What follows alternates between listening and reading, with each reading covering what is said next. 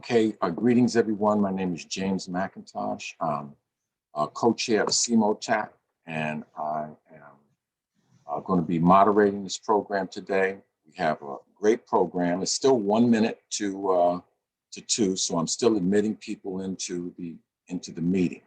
I think most of you have seen the names of the participants of today's meeting, and we'll be going over that again.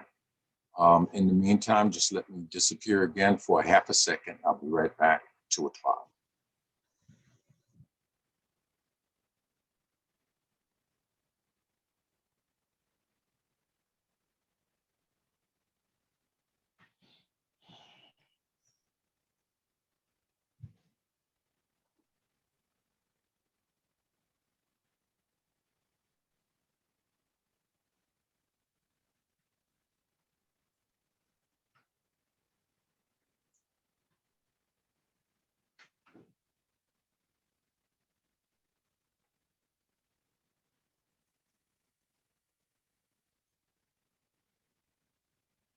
Okay, I'm going to ask if you can hear me, please just wave your hands. I have to leave everybody muted. It'll be chaos with everybody talking at once. So what I'm going to do now is just go over who's here today and what it is we are trying to do. In fact, here's another one of our speakers coming in now. So, Brother KWABENA, Sadiki, RASOULI, is a part of a movement called the Clear the Airwaves movement. And they have been for several years fighting to try to get some of the noxious, all of the noxious music that's on and that is full of violence, seeming hatred of our women, and self-destruction. So they've been boycotting advertisers of the radio stations that play this music. They've met with people that play this music, and they haven't obviously been able to stop it. In fact, there's more of it now than when they started. CEMOTAP has had this experience in the past with so-called hate radio. We drove some people off the airwaves, and when it came back, it was worse than it was when we started the fight against it. And this is kind of like a principle from medicine. Like if you have an antibiotic and you just use it partially, you create what's called a superinfection. In other words, it gets worse. The type of, and I see, oh, I got scared now. I saw my brother Burnett Gallman looking at me. He's a gastroenterologist. I can't make any mistakes when I'm talking about medicine. But the principle is still the same. So with this music, many people have tried many approaches. People have tried picketing. People have tried boycotting. C. Dolores Tucker even sued some of the artists. But obviously, none of this has had an effect.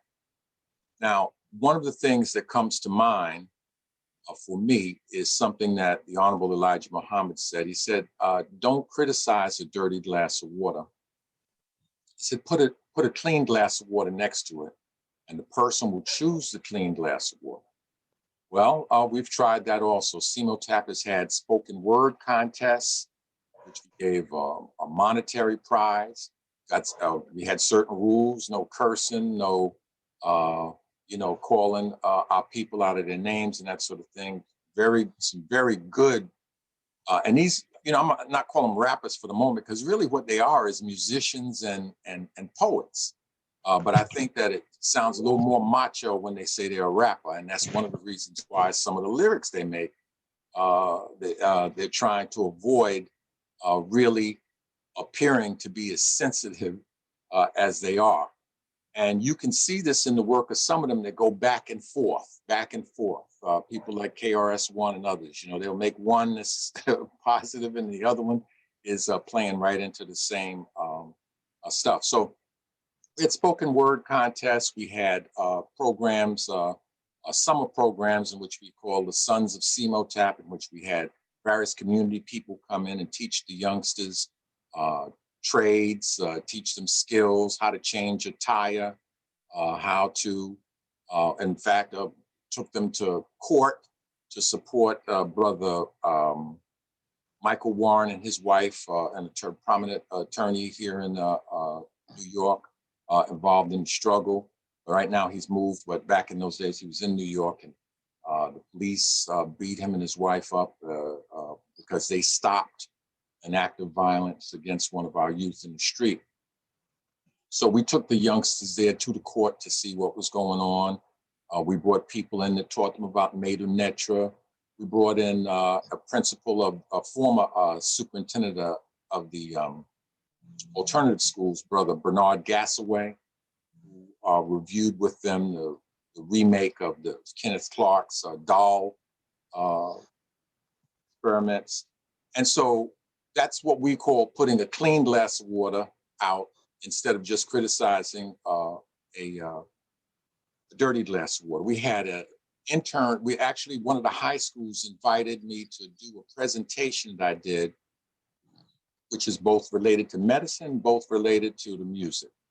And that was that, at first I'll give you a little background on how that happened. I was in my car taking a friend of my daughter's back to New York from out of state.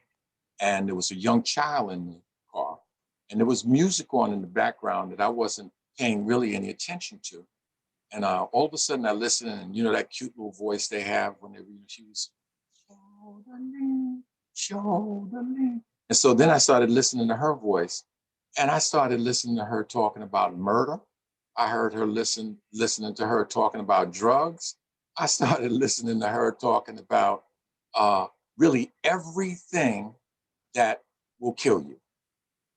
And so that gave me an idea to take that song and look at the top 20 things killing Black people. First, I did the first top 10 things killing Black people. And all of those things, just about all of the top 10 things have behavioral components to them. In other words, there are things that you do that predispose you to getting those things. If we're talking about things like diabetes, obviously your diet, your exercise, those things can impact on it. If you're talking about heart attacks, if you're talking about strokes, clearly smoking cigarettes, your diet, your exercise, all of those things play a role with that. And so eventually I was able to put together a list of about 8 behavioral risk factors that ended up being responsible for the top 20 things that kill Black people. And then I looked at it another time, looked at the top 20 things killing Black youth. When we got to the point of the top 20 things killing Black youth, one of the biggest things that kills them is accidents. And so the majority of those accidents are vehicular. And the majority of those vehicular accidents are caused because of driving while under the influence of drugs. So let me cut to the chase and tell you what I found, and that I really couldn't even believe it. As a Black studies major, as a person who knows something about our history, as a person who knows something about our oppressor, it still shocked me to find that out of the top 10 rap songs, 8 or 9 would always promote one or more of those risk factors associated with the top 20 things killing Black people. And that one of the songs at all times would, and I know it's true right now. When I used to go talk at places, I would pull up the top 10 songs from Billboard. I don't waste my time doing that now because it's always been the same.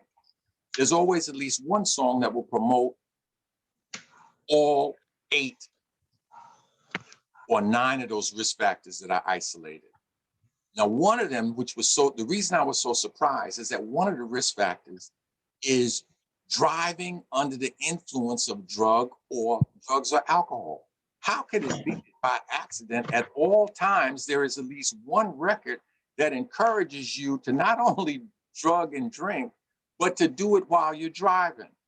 And it goes all the way back to the Oh, you know, when I first started doing that presentation, I went to a high school and I said, smoking on endo, driving down the street, sipping on. And by the time I got to that point, the kids were saying gin and juice.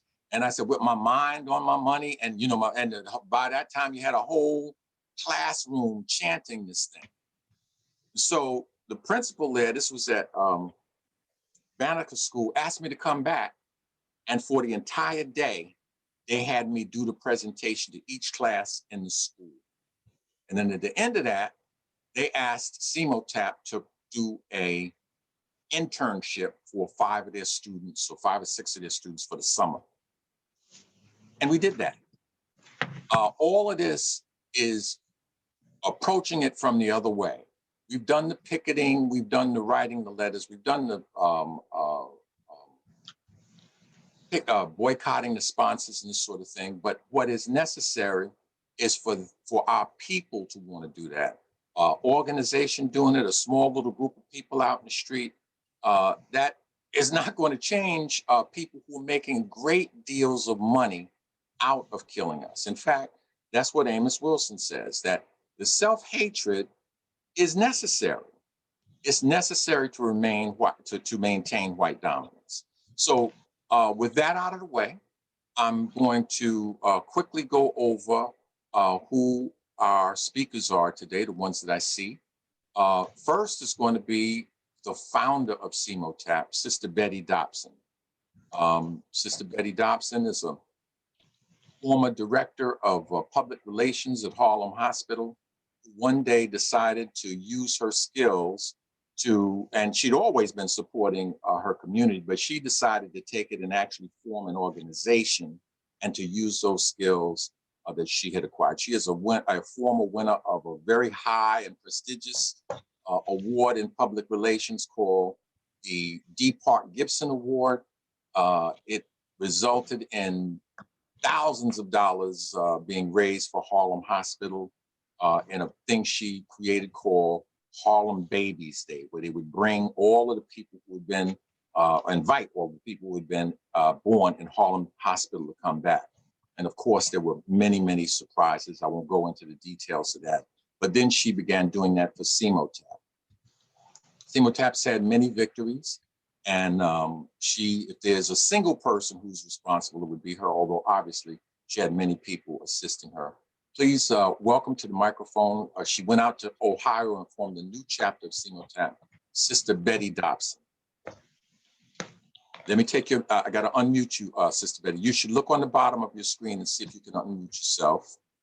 If not, I'm gonna try to unmute you from here. And I think I did. Oh, oops, there you go. Oh, I asked to unmute you. Now you can. Okay, can you hear me? Yes. Now? Yes. Okay. Hello, family. But before I say anything, I see Benny Russell. Benny, you're wonderful, brother. I haven't seen you, and I ain't gonna tell the other folks how old we are, but you've been around for a while, brother Ray Winbush. This is going to be a wonderful discussion about something that's very important. Now, my take is a little bit different.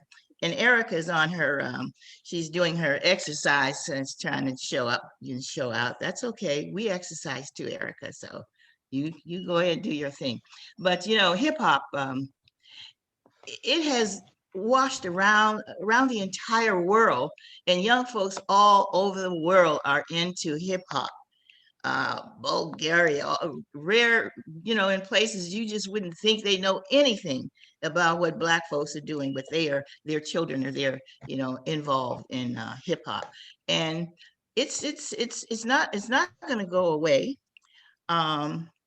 because even though these young people all around the world, they might not speak the English, but they have copied the cadence, they mastered the rhythm, and they have mastered the dress.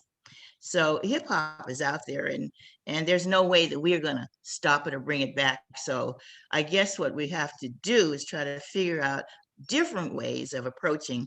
And Brother KWABENA, I see you looking at me, and I'm looking at you. So you might not agree with what I have to say, but I hope it makes some sense.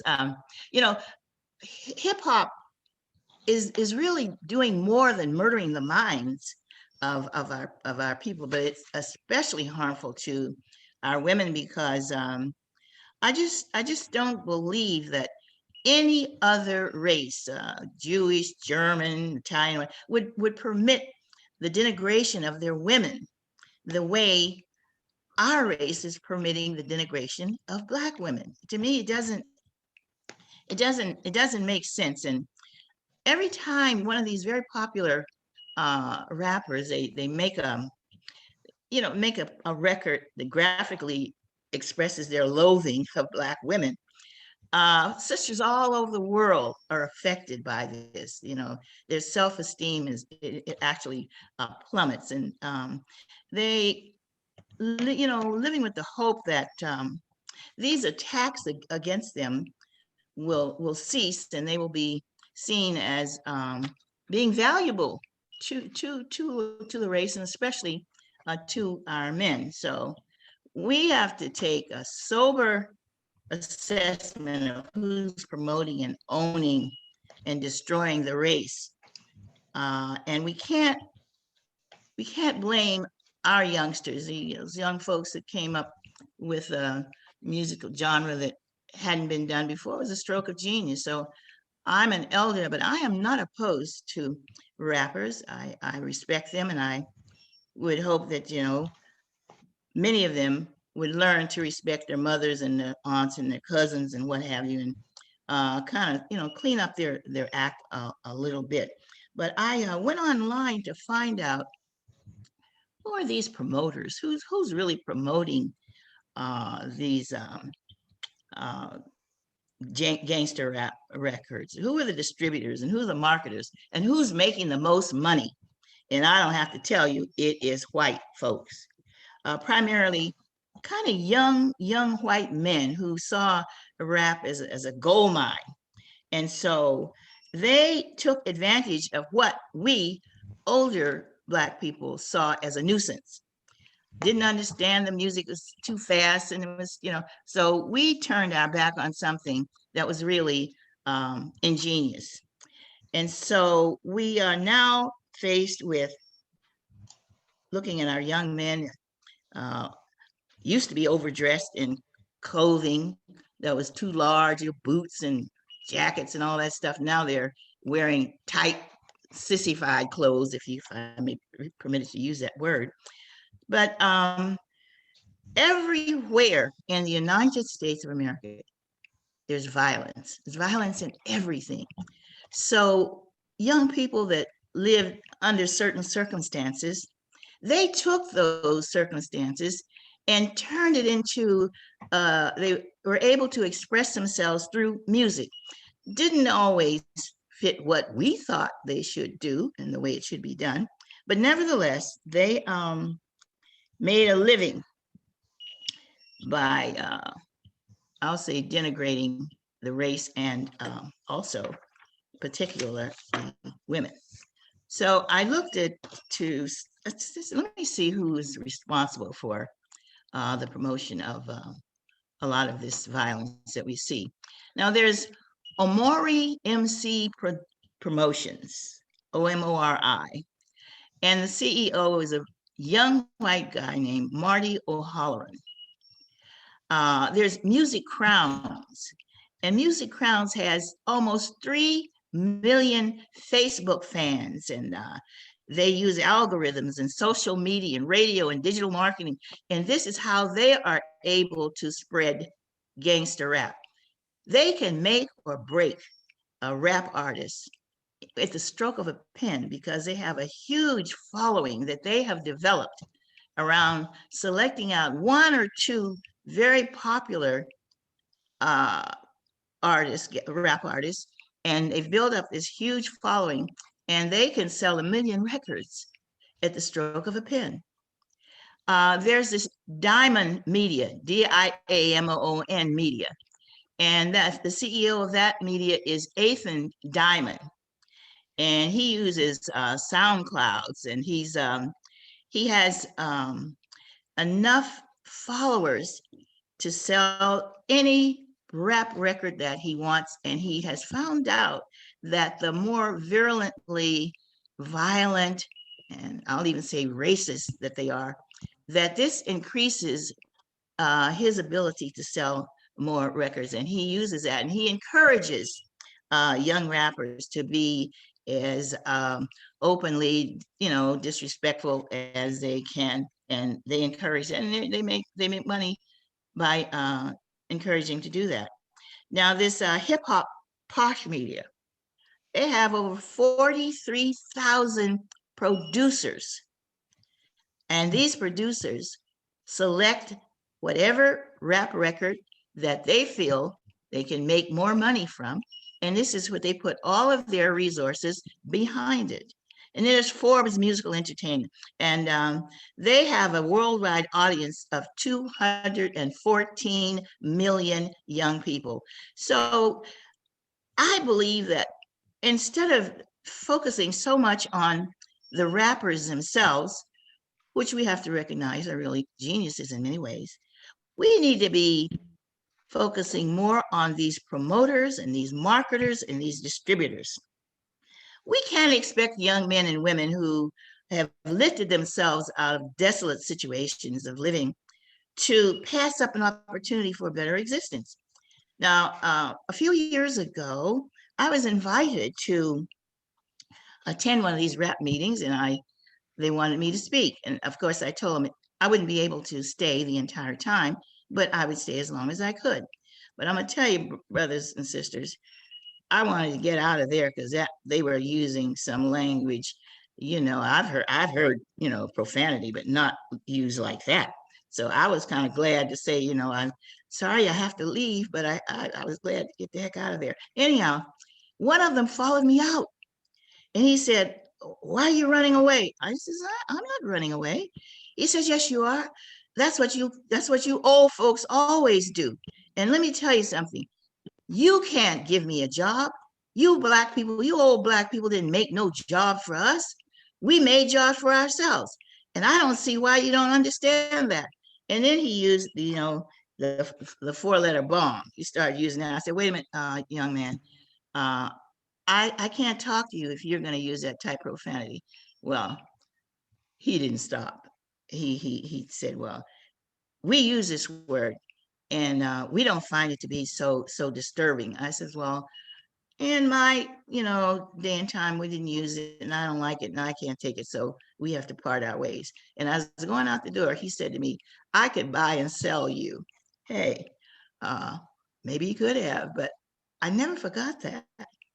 And I sort of focused my blame directly on him and those that were providing music like his music was. But as I have been able to be a little bit more discerning, we have to stop focusing so much on our young people who have now an opportunity to make money and as they said, have a job. Uh, I think we need to look at these young white entrepreneurs that are promoting this nasty, violent gangster rap, making money out of it, disturbing the cohesiveness of our community, degrading Black women. Uh, is music murdering our minds? Absolutely. And it isn't going to stop until we come up with a way to stop it. And I'm proposing that those of us with the wherewithal to do so, that we should focus our efforts to clean this stuff up on the promoters and the distributors and these white boys that are making all this money promoting our youngsters. That is my thought. I don't know how well it's going to go over, but this is exactly how I feel. Thank you so much, Sister Betty. I hope everybody will follow your example. Both you and I have spoken, and it's only 2:23. I'm going to ask people if they could try to limit their remarks to 15 minutes or so, and then that will allow us to have at least, say, a 2-hour dialogue exchange, question and answer period. I'm going to share the screen again so that we can introduce our people. But here we go. This is something that's of an emergent nature I'm putting on the screen.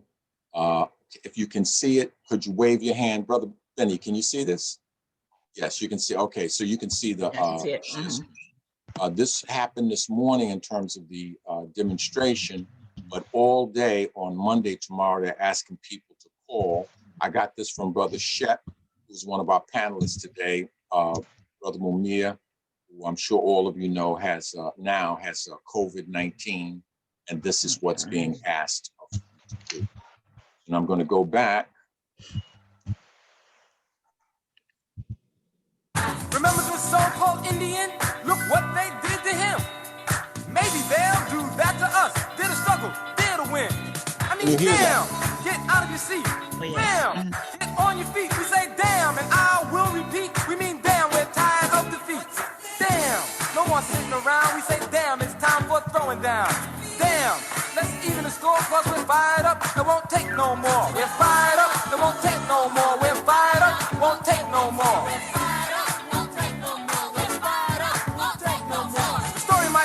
Stomach cramps like Americans got concentration camps. While you're partying on and on, the others may be hot by the break of dawn. The party may end one day soon when they're rounding niggas up in the afternoon.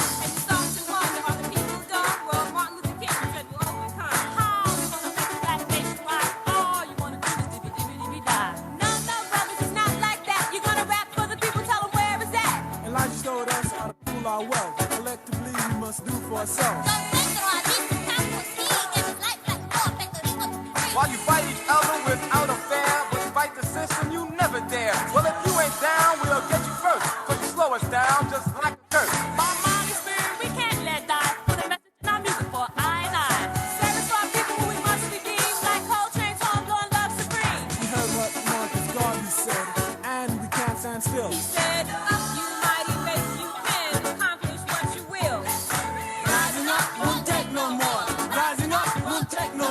America was built, understand, by stolen labor on stolen land. Take a second thought as you clap and stamp. Can you rock the house from inside the camp as you move into the beat to the early light? The country's moving to the right. Prepare now, all get high and wait, cause it ain't no party in the holy state. Blessed are we dare to be free. We're gonna change the way we behave. We gotta sacrifice for our righteous cause. Okay, I just played that little section of that record, which shows you the power, what could be done with that music. He taught a lot of history in just that few seconds, but if you hear the whole record, I mean, he goes through Pedro Albizu Campos, everything by the time he finishes the record. That's my brother D Nubian. Now he calls himself brother D brother D Nubian. Going to go back to the screen share. Going to try to go through the names of our speakers. Let's just see if this works. Of course, it's not working. It's to work. Ain't a passive slave. I'm trying to do that little technical problem here. Let's see. Let's start.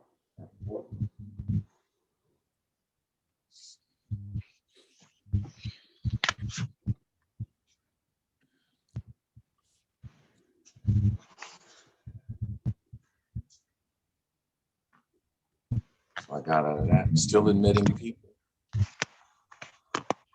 I wanted to show you a meeting that we had with Brother KWABENA. What I think I'll do instead is just let you know that Brother KWABENA is an activist. He's one of the leading people, or the leading person in the Clear the Airwaves project. And I know that Brother Bob Law works closely with one of our other speakers, has been involved working with him, Brother Bernard Creamer. So I'm going to call up Brother KWABENA because he's on the ground on this issue, and let him tell us a little bit about, he's really the reason why this meeting was called today. He reached out to CEMOTAP and asked us to do something to help us. We had meetings in the past. Again, I wanted to show you a slide in which really we kind of introduced him to many of the leadership, or many of the people in the leadership in New York, and people made commitments to support what he was doing. and some followed through on them. But still, we find ourselves pretty much, as I say before, in a worse situation than we were when this struggle started some years ago. I'm going to ask everybody, please mute yourselves. Please mute yourselves. I'm going to introduce to you Brother KWABENA. And Brother KWABENA, you can tell us a little bit more about yourself. One of the things I think is very interesting, he's the nephew. One of his names is Sadiki, and he's the nephew of brother we knew more commonly as Geronimo Pratt. Brother KWABENA, the floor is yours. I guess I got to unmute you. No, I did now, Brother James. Appreciate you, man. And Sure. good to be with you all. Good to be with you and Sister Betty and CEMOTAP, the Committee to Media Offensive to African People. When I first found out about CEMOTAP, I was like, wow, this is what it is. This is what we need. You know? And so also, yeah, like the flyer you shared, free all of our political prisoners, people over 50, and this is ridiculous. So we definitely need to put more in people into freeing our political prisoners and prisoners of war who sacrificed for our people. But they didn't sacrifice for this, for us to be able to do this. When Uncle Jerome got out of being locked up for 27 years, he spoke at this Welcome Home piece in Lamar Park in the Crenshaw area of Los Angeles, Crenshaw district. And he shared about this warfare they have on us. We all know right now in the midst of biological warfare attacked on us, but he talked about the psychological war that they would on us and how they do it through them, have us going against our own mamas and what have you. So Uncle G was mentioned Michael Warren earlier. I remember when I went to New York, I think it was the first time I saw when he got out, there was a Movement for Change meeting that Conrad Muhammad, Reverend Conrad Tiller is having in Harlem. I met Ruby Dianazi was there, Spinderella was there, and he was dealing with this issue. And later that night, we had a big party for Uncle G at Brother Tariq Warren's house, him and the wife's house. So that was beautiful. I remember that. That's one of my first times coming to New York. And this movement, though, this Clear the Airways project, our goal is simple, is to get this violent, vulgar music off these radio stations that specifically target our children and youth. And Sister Betty mentioned about not so much going after the youth, but these corporations. And that's one of the main things that we do. While we don't let the rappers off the hook, we don't let them off the hook. The system don't let them off the hook. We don't let them off the hook. We know who the real puppeteers are. So, but the Grammys right now, I'll just go with one of our latest things that we have to deal with is the Grammy Awards. Those beasts who have nominated a song that calls for the killing of NIGGAs, N-I-G-G-E-R. We want to spell it, we know what it means. It's a song by a rapper. We'll say his name, the baby. He's getting his money. And he also has Roddy Ricch with him. And again, his daughter's a G. She saw him shoot a killer in by the age of 2. At the time when our brother George Floyd was being terrorized to death in Minneapolis, this song was the #1 song in Australia, in England, in Ireland, in Switzerland, in several other countries, top 10 song, before it became a #1 song in the US for 7 weeks, a song about killing Black people. And now it's up for 3 Grammy Awards for the baby and Roddy Ricch. Melodic Rap Song of the Year. I believe it's Record of the Year, Song of the Year, and one other category. So we are going to deal with the Grammys concerning this. The Grammy Awards air on March 14th, and they have to hear from the people. One of their major sponsors is Delta Airlines. Delta Airlines brags that while you fly on their airplane, you put them headphones in and plug them in, and part of their music selection includes that song from the baby, Rockstar. Matter of fact, the song is called Rockstar. He's not using the guitar for his rockstar status. It's a Glock. And his Glock made him promise it's going to squeeze him as he jumps out on the end. And if that ain't enough, he's going to go get the chop, which is a chopper. So but I've been mentioning this to some of our comrades in Detroit. So they got with us the other day to come and speak with them at their hood research meeting in Detroit. And so, of course, as we were getting ready, we decided we put the radio on because a lot of times we monitor the radio. And this show called The Breakfast Club was on doing their top 20. And part of their top 20, we listened to the top 5 songs, and the number 1 song was a song entitled Throat Baby. You can just imagine what that means, Throat Baby. So we shared with them that this is what they're putting out there for our children, the masses of our people. And the Breakfast Club airs out of New York, Hot 97. So another one of the things that we've done is that we have these resolutions. And in the city of New York, there sits a resolution condemning Hot 97 and other ratchet killer radio stations that demean, degrade, and call for the killing of Black people and the disrespect of Black women. You had mentioned C. Dolores Tucker earlier. Her successor, Dr. Ife Williams, is a comrade of ours in the struggle. And she worked with the National Black Leadership Alliance, and we formed this Respect Us campaign. And so that's one of the things we did. But that resolution just sits in the City Council of New York. That resolution needs to come forth. So we need to put pressure on whoever to get that resolution heard. And what will that mean?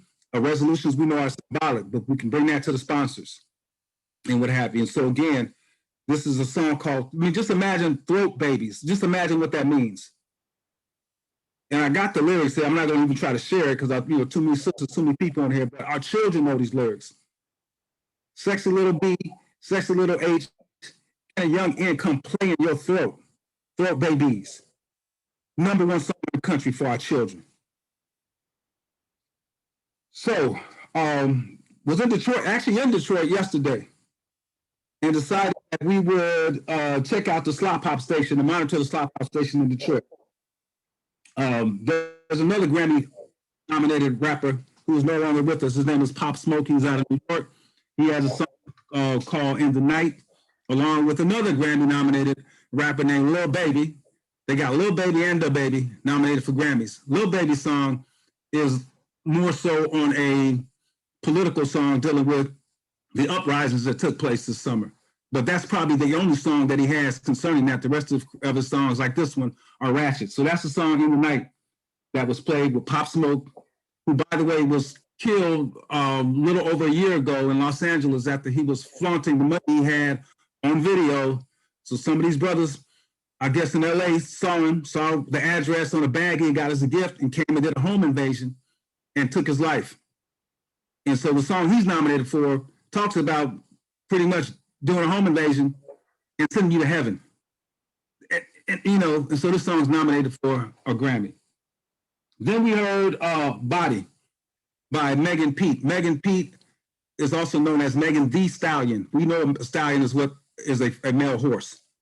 Megan Pete was just recently given a stamp of approval from Maxine Waters, who I don't understand how you're going to, the next day, tweet out something about the sad situation for our brothers and sisters in Haiti with the death and destruction that's going on here, and then sanction a young sister here that you should be guided, who makes songs about bleeding the block. And songs like Body Yaddy. And the song is so, I'm going to say it because this is how hideous it is. Body Yaddy, Yaddy, Yaddy, Yaddy. Don't that sound stupid? Don't you want me to just shut up? This is a song they play on the radio constantly where this sister raps that, she says that, sisters, close your ears. But no, I'm just saying, because our children hit more other stuff. That if she was him, she would eat it with the pants on. And that's not edited on the radio. There's no cursing in that. So I heard it in Dallas. I'm sorry, not Dallas, in Detroit. Heard it in Vegas. They play it all the time in Chicago. I'm going to eat it with the panties on. Constantly on these radio stations that specifically target African children and African youth. That's what they target. The adults, I don't hear it. I don't listen to that. Yeah, but your children do. Next song was some rappers out of Detroit, House Party or something, about shooting and killing people. All of these songs so far dropped N-bombs on the masses of our people. And when you drop an N-bomb on us, you're saying, hey, you're worthy of death. You're less than human. You're worthy to be killed. So SZA's song "Good Something," she didn't drop an N-bomb. So they played Throwback right after that. Then they played another one of y'all homeboys out in New York, CJ, and Whoopty. Whoopty is a horrific song. Again, she's swallowing his children also in the front seat of his two-seater. He's killing you also. This is a song in the chorus where they brag about killing you. Then the next song was Chris Brown and Young Thug. Can a young N do something? And Young Thug is one of the, again, one of the most horrible rappers we got out there. Young Thug, we call him Young Slug. He had a song out last year, and we just mentioned Maxine Waters sanctioning this. I mean, not sanctioning it, but yeah, give her approval of it. Our ex-president, Barack Obama, for some reason, feels it's necessary to share with us his top songs of the year. So this Young Slug had a song called The London, along with a so-called conscious rapper whose name is J. Cole. And on this song, Young Slug brags that he has your broad in his garage eating SEMEN. That's in the song that Barack Obama had as one of his top songs of the year, along with a song from DaBaby when it first came out that brags about burning an N at the store where your mammy, not your mama, where your mammy and grandmama shop at. I'll put 20K on your head and have your partners come kill you. Then the next song they played was Drake. Started from the bottom, now we're here. This is the song that's been out several years. It's an older song. But at the end of each line, Drake drops an N-bomb. Drake's father is the brother of legendary Graham Central Station slide stone bassist Larry Graham. I think his name is R.B. Graham. That's his name. Drake's mama is a European who practices Jewish religion. You know, like I know, he would not be allowed to or would not say any term that's offensive to Jewish people, any word that's offensive to gay people in place of the N-bomb. But yet on that song, after every line, he was dropping an N-bomb. On the song that's nominated for all these Grammys, it's about shooting and killing N's. You couldn't do that. It's about shooting and killing gays or shooting and killing Jews. It would not be allowed, would not be tolerated. And we have to stop tolerating that. I'm gonna wrap this up in a minute so we can get back to some other, so other people can get a chance to talk. But they played another old song, Drunk or High. That's from Drake again. Drake is heard probably 5-6 times an hour. I'm exaggerating, but he plays on all the time. But Drake and Gucci Mane. So in this song, they asked the question, if Young Metro don't trust you, y'all, this is the question when we present this a lot of times to adults, we ask that question. We say, if Young Metro don't trust you, and we ask the adults to answer that question. And they look at me like I'm a damn fool. Like, what you talking about? So then we ask first we ask the children to be quiet. Then we follow up with to ask the children, if Young Metro don't trust you, and they say in unison, I'm gonna shoot you. I'm gonna shoot you. That's the tagline to the songs made by beatmaker Young Metro or Metro Boomin. If Young Metro don't trust you, I'm going to shoot you. In Chicago, we had 770 people murdered last year. We had way more than that shot. We had like almost 12 people shot every day in Chicago last year. If it was 12 people who shot in Chicago, over 10 were African. But in 2017, it was about the same number of people shot every day. We had 780 murdered. I think it was 17 or 16, one of those years, that crazy amount. So at the end of the year, when they reported this, the slop hop station, one of the slop hop stations in Chicago, iHeart, we call them No Heart, they did top 11 at 8 o'clock or 9 o'clock. 5 out of the top 11 songs, less than a month after we had these horrific numbers of people being murdered and shot, said that statement, if Young Metro don't trust you, I'm going to shoot you. 5 out of the top 11. All those songs on hot rotation. All those songs are played 15, 20 times a day, and you're hearing this 5 times. I mean, 5 of those songs that are played that much, going into the minds of the masses of our people. So this is the last song we heard. It was Cry Baby. Cry Baby is again from Megan Thee Stallion, also nominated for a Grammy along with Beyonce for her song Savages, where she bleeds the block. And DaBaby that we mentioned earlier, he's on so many of these songs. This is a song that you need to look at the video. They're using Toy Story as like a backdrop about a cry, and there's nothing but a straight porno song. It's ridiculous.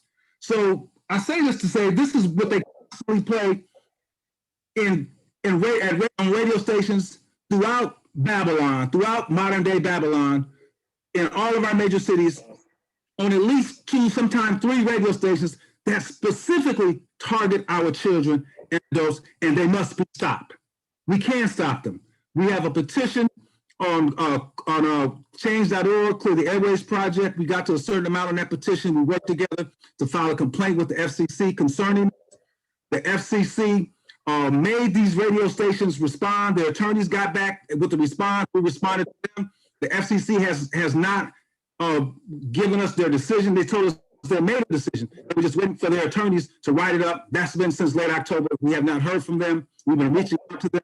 We have to put pressure on our congressmen, our legislators to deal with this resolution, to pressure the FCC. Everybody, I guess, except Maxine Waters. We do want the people to call her office and let her know how proud we are that she was sanctioned, Megan Thee Stallion, on this madness. I know there's other people here that need to speak, so I'm gonna cut it short right there, but we need help. We need help in protecting our children. Our children, they cannot fend for themselves. It is our duty as adults to protect our children. And these beasts, these grown audio pedophiles are conducting a 24/7, 365 audio rape on the minds of the masses of our people, and it must stop. And it ain't gonna stop unless we make it stop.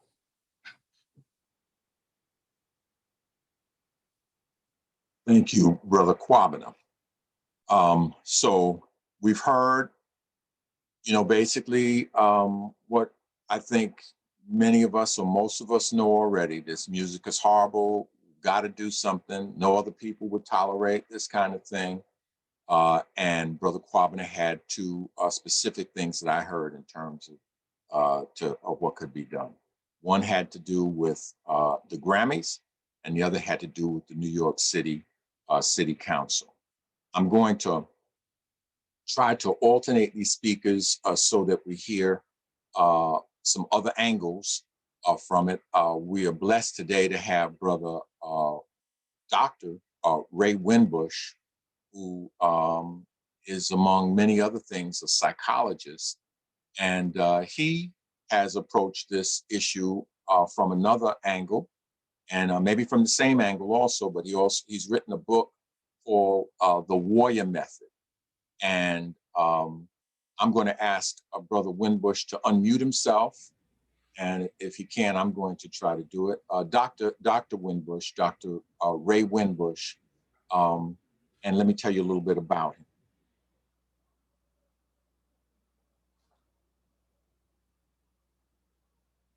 Okay. He's a research professor and the director of the Institute for Urban Research. As a scholar and activist, he's known for his systems thinking approaches to understanding the impact of racism, white supremacy on the global African community. His writings, consultations, and research have been instrumental in understanding developmental stages in Black males, public policy and its connection to compensatory justice, relationships between Black males and females, infusion of African studies into school curricula, and the impact of hip-hop culture on the contemporary American landscape. He has served as a faculty member and administrator at a number of universities, including Oakwood University, Alabama A&M, Vanderbilt University, and Fisk University. Over the last 40 years, Dr. WINBUSH has established numerous projects to raise awareness of America's race relations and their impact on the lives of Black people.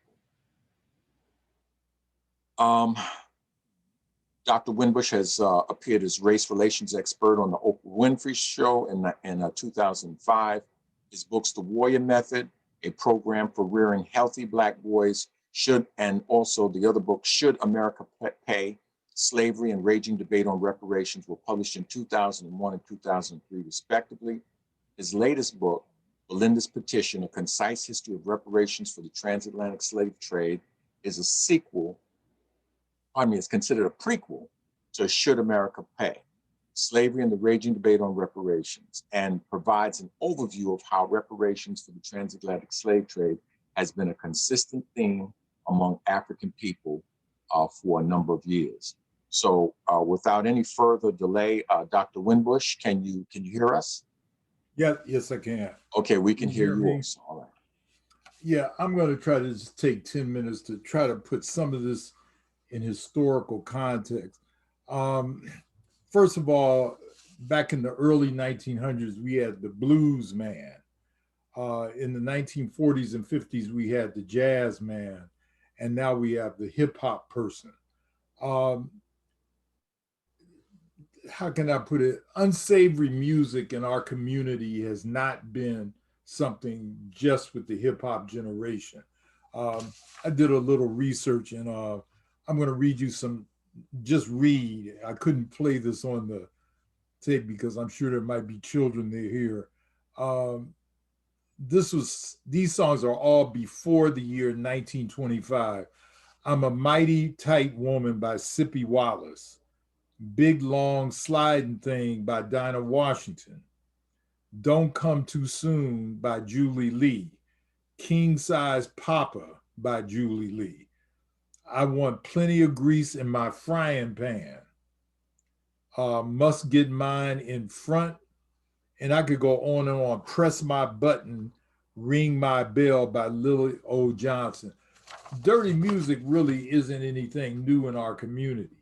And which, when you have, what I have found is that for every good piece of blues music, you have negative blues music that turned off the community.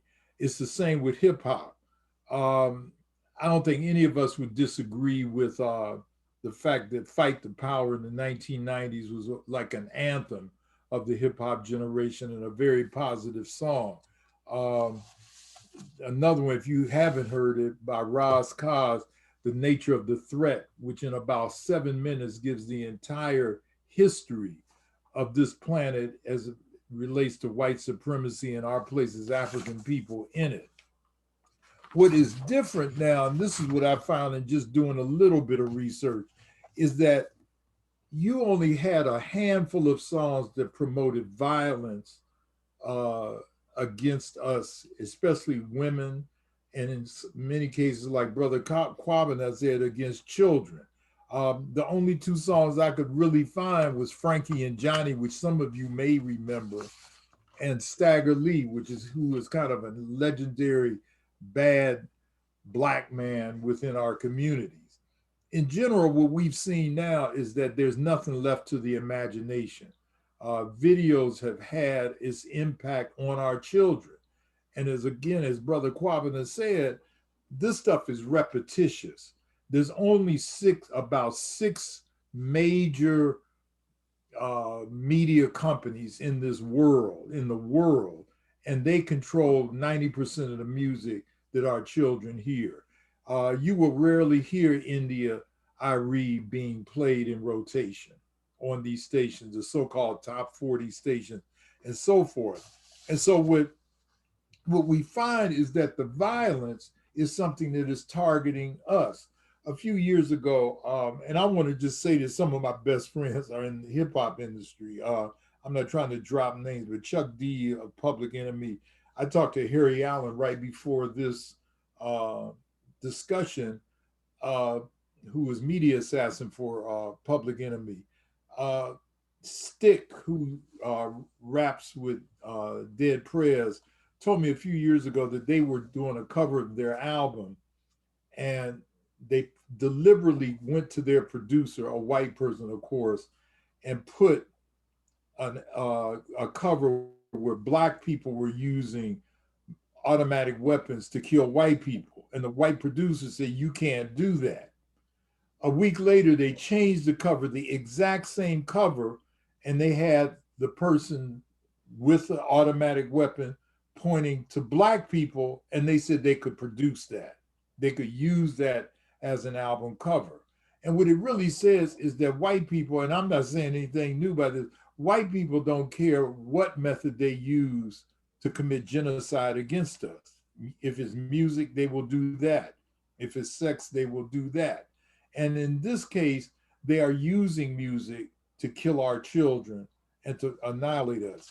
So the big issue now is that the videos, leave nothing to the imagination. There's a video by Tyler, the Creator. I can't think of the name of it, where he eats a roach, and one of these big Madagascar roaches, and then at the end of the video, he stands on a chair and hangs himself in front of the audience in a video. It's total nihilism. And so what we've got to do is attack, as Brother KWABENA said, those people who are being rewarded in our communities. And I'm not talking about a little bit of money. I'm talking about huge sums of money to commit genocide against us. The late Bobby Wright used to say that it is very difficult for Black people to pull sanctions against ourselves. We easily do it towards white people. We can, say white folks this, white folks that, but it's hard for us to pull it against us. And so I think there should be a campaign where videos that are nihilistic, that denigrate women, that denigrate men, that denigrate children, and use us as objects in our video, there needs to be a campaign against it. So I want to stop there, and then we'll take some questions later on, Brother James. Thank you so much, Dr. WINBUSH. I again want to talk, I want to alternate, and I want to bring somebody else who's on the ground trying to approach this issue of violence, not with just the music, but, in real life, dealing with real violence. And that's a sister that we here in New York all know, and that's Sister Erica Ford. She is an anti-violence activist, CEO and founder of Life Camp Incorporated. And she's an internationally recognized, widely respected peacemaker. She's been at the forefront of reducing youth and community violence in New York City and beyond for over 30 years. Believing in the power of partnership, Erica has championed personal and systemic approaches to conflict resolution worldwide. Through Life Camp Incorporated, groundbreaking programs, Erica has empowered thousands of individuals and families to break the cycles of violence and promote peace. Erica Ford's concept for increasing safety has been adopted and implemented by New York City, resulting in a 10% reduction in violence citywide. Through the years, Erica's dedication to reducing violence among New Yorkers has garnered countless awards, accolades, and praise by notable public figures such as former New York City Mayor Michael Bloomberg, Dr. Deepak Chopra, and Oprah Winfrey. Her recognized leadership has brought about extensive travel and speaking. Maybe I can save some time and just speak, and if somebody want to know who the hell Erica Ford is, maybe they'll just Google or some shit, because who cares who Erica Ford is? And excuse me, Erica, I love you, sister, but I'm moderating the program. No, I hate bios. I hate bios. I hate bios. Okay, well, I don't want to do anything that you hate. If you'd like me to stop reading your bio, okay. Yeah. But I'm going to ask everybody if you can just, even if you don't respect me, just respect me for the course of this forum today. Mr. Erica Ford, please come. Welcome. And see, even that is an example of how we define. I respect Brother James 200,000%. And what I did has nothing to do with respect.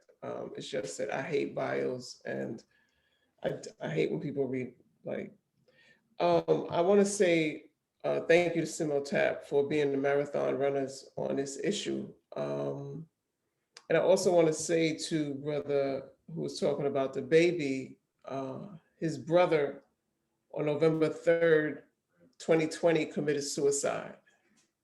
And a lot of these rappers are self-medicating, wearing masks and spewing their inner pain on music and in each other, and killing each other and killing themselves a lot lately.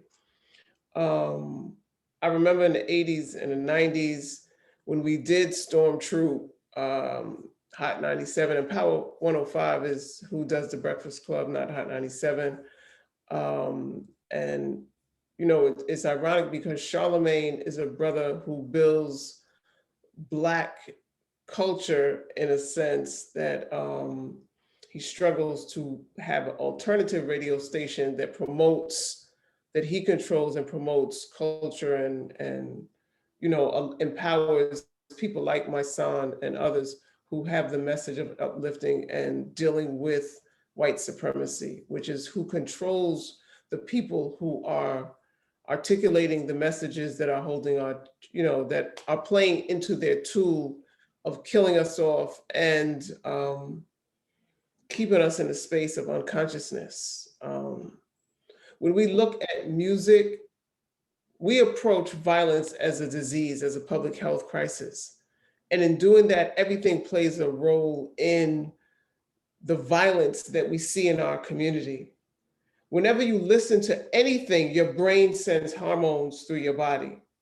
The type of messaging that you listen to, the music, the videos, the movies, et cetera, determines the hormones that go to your body.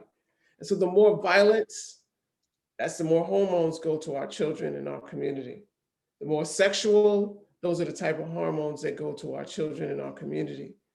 And so there's a direct relationship between people's response to interpersonal violence and the creation and systemic of violence in our community, in our homes, to what they listen to.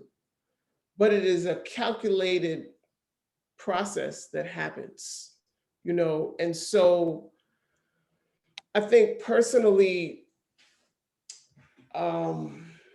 most of the people who we try to get to support shutting down the radio stations, just, they weren't with it, you know? And I've worked with a lot of artists who I would say have bipolar music. On Monday, they talking about, and on Tuesday, they talking about, you know, loving and uplifting neighborhood and so on and so forth. And even with our young people, when you take them, we have a 35-foot RV. And in the back of the RV, we have a studio. And the studio, one of the programs that we do is called Pain on Beats. And the young people come in the program and in the process talking one thing, and then we change their mindset and lift them up to see the world in a different way.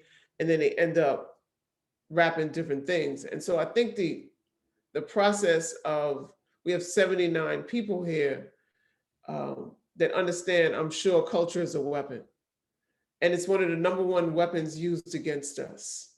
And so as we continue to change young people's mindset, in working with the December 12th movement and trying to get young people to get involved in the movement, it became a process within a process. And I think I got caught up in the process of trying to get young people to participate and come out.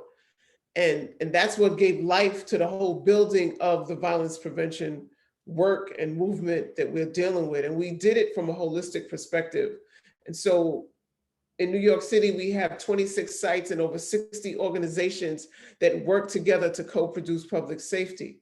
And so we were in our particular area, there was 14 people shot a year in our particular area and 4 people killed. And in doing the work, we went up to 562 days with absolutely nobody being shot, and up to 4 years with absolutely nobody being killed. And in doing that, we had to change mindsets. We had to change behavioral norms. We had to work with changing people's diets, changing the whole process of how you see your daily process of living and what impact it has. Even Cardi B turned off WAP when her daughter came in the room because she knows the impact of that song on her daughter, right? We all do.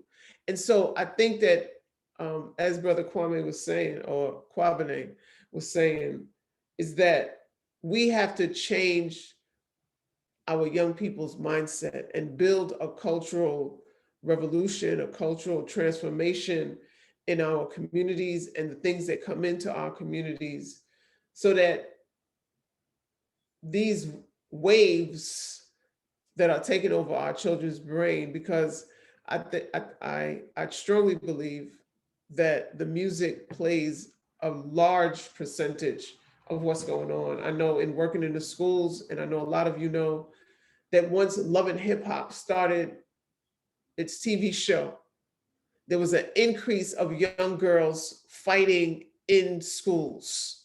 And then there was an increase of young girls being arrested, an increase of young girls being shot, an increase of young girls in the life, you know? And so we're fighting against a beast without a doubt. And so the more we work collectively together and hold a marathon like Queen Betty, it's such an honor and pleasure to see you here.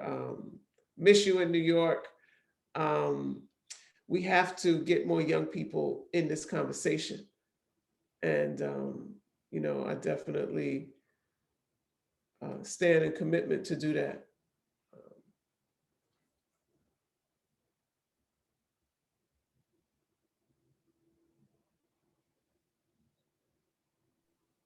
Okay, thank you, Sister Erica. Sister Erica not only talks the talk, but walks the walk. One of the things that has endeared her to me forever is when the, I think it was Katrina. I can't remember whether it was Katrina or it was one of those storms, Sandy, that struck. And she was desperately trying to get to Sister Betty to make sure that she was okay and to provide services. So we appreciate you, Sister Erica. I don't think that you should be shy at all about anybody speaking about all of your accomplishments and accolades, because, you know, it's an example for the rest of us in the community to see somebody who is on a daily basis addressing this problem, as I said before, from another angle. Literally everybody on this panel here has been addressing this problem in some way. We're coming here today because Brother KWABENA has a particular way that he wants us to try to assist on something that is actually an emergency. So I have a brother who approached this, and I see Sister Joyce Jones is here too. Okay, so, but I have a brother who approached this from a unique position of being a middle school principal. All right, he's an educator, he was a middle school principal, and I look at him the way I kind of look at Adelaide Sanford, in that one thing is when you have like ideas, another thing is when you can actually manifest those ideas. He took a school that was the lowest performing in the district and raised it to the highest performing school in the district. Now, gang violence was rampant, bullying was rampant, truancy was rampant, and he turned that school around. He is called, I think, the hip hop principal, but I'd like to welcome, if he can you hear me right now, Brother SHANGO Blake? Yes, sir. Okay, this is the son of legendary activist Professor James Blake, and he is now Dr. SHANGO Blake. Please welcome him, Dr. SHANGO Blake. Well, thank you, Dr. McIntosh. I first want to say it's good to be amongst family. It's good to see our sister Betty Dobson. Before I was principal, I grew up organizing the Million Man March and working with organizations like CEMOTAP. And that really was the thing that shaped and framed my leadership.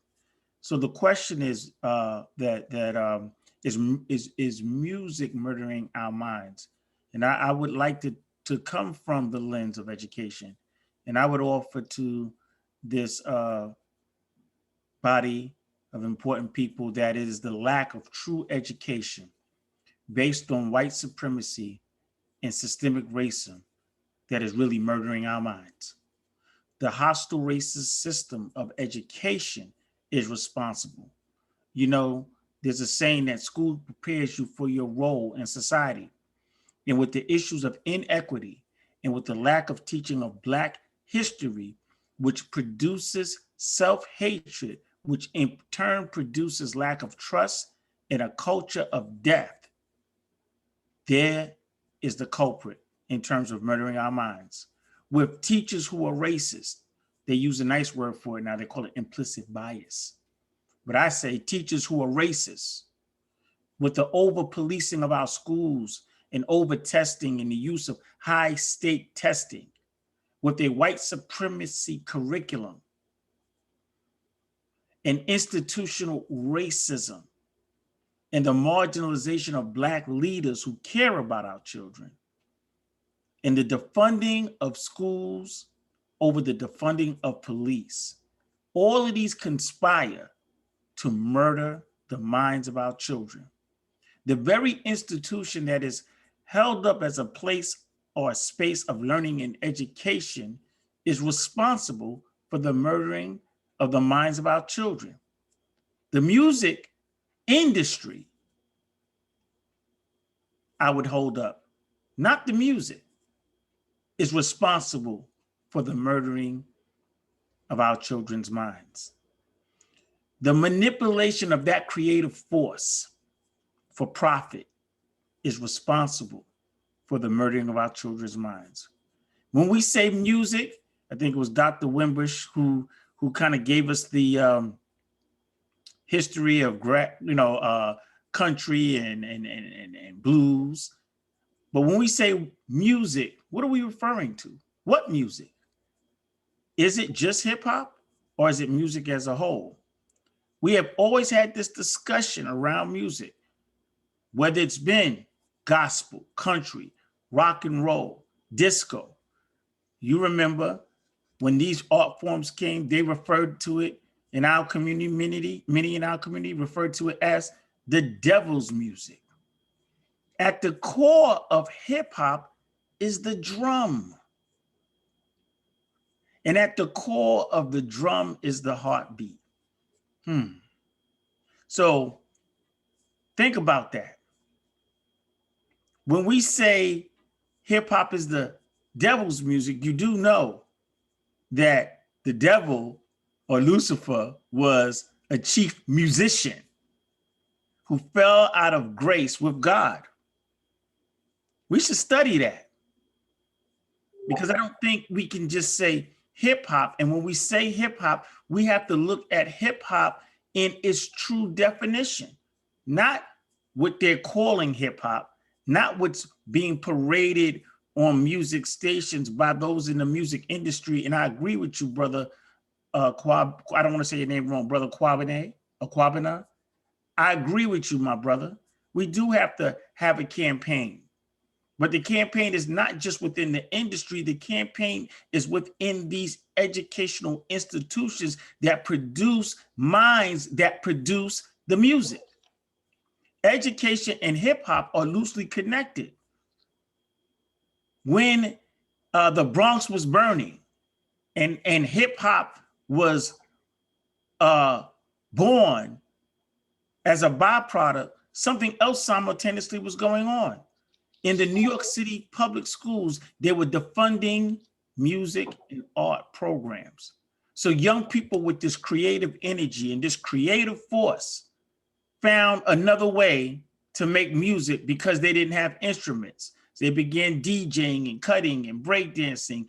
They drew murals on burnt out buildings and we called it graffiti, but they were actually saying something about their humanity through their creative expression, that we're alive, that we're here, that we exist. So I don't think it's music. I think it's institutional racism, systemic oppression that is responsible for the murdering of the minds of our young people.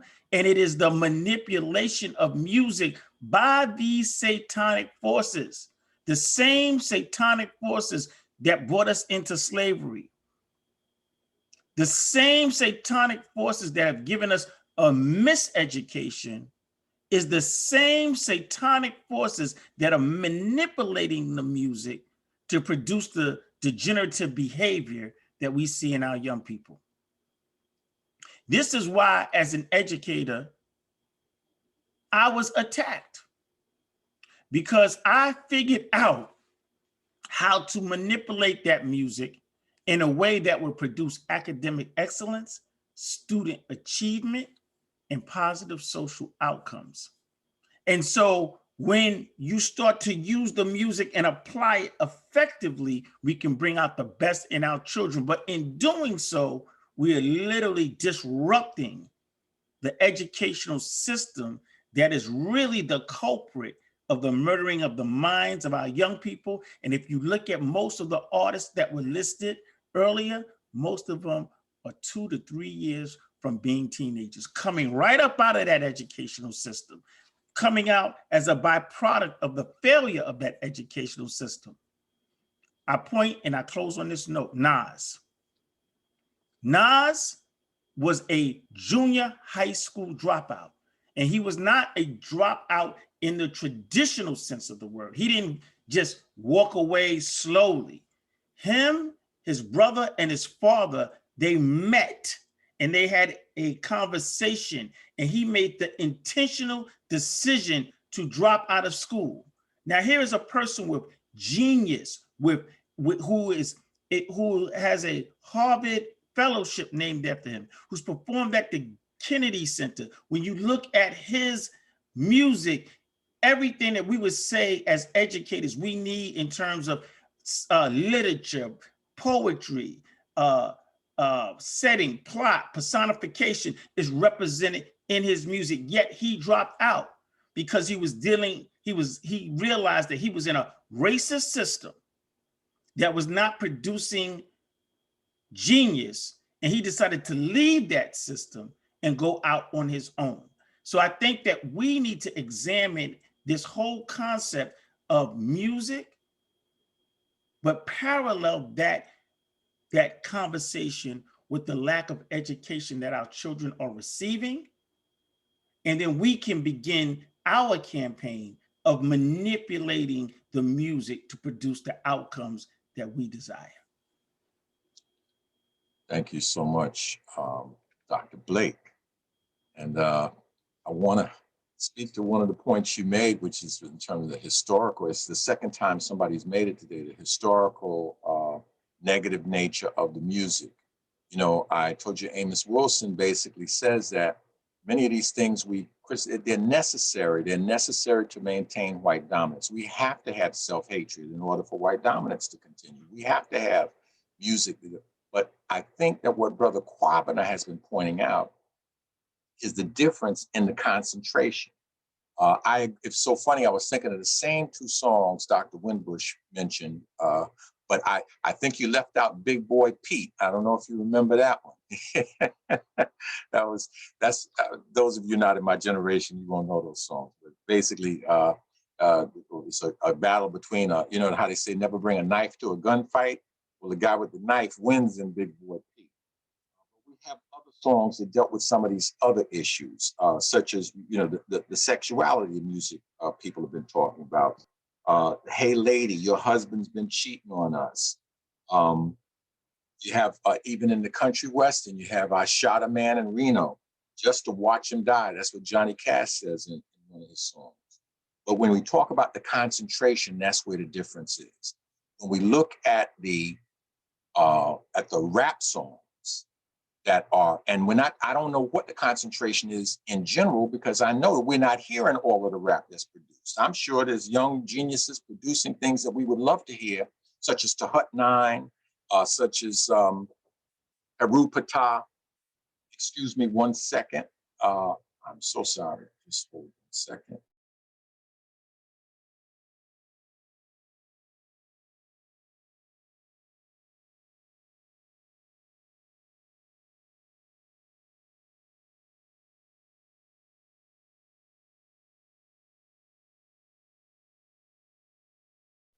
Okay, thank you for your patience. I have a small emergency there. But what I pointed out, and what I think Brother KWABENA has pointed out, is the concentration of this and the lack of censorship on the part of these stations. There were certain things you couldn't say on radio, you couldn't say on TV, that seems to all be gone now. When you got 8 or 9 of your top songs promoting the risk factors for the top 20 things killing Black people, and you have one song at all times that promotes all of them.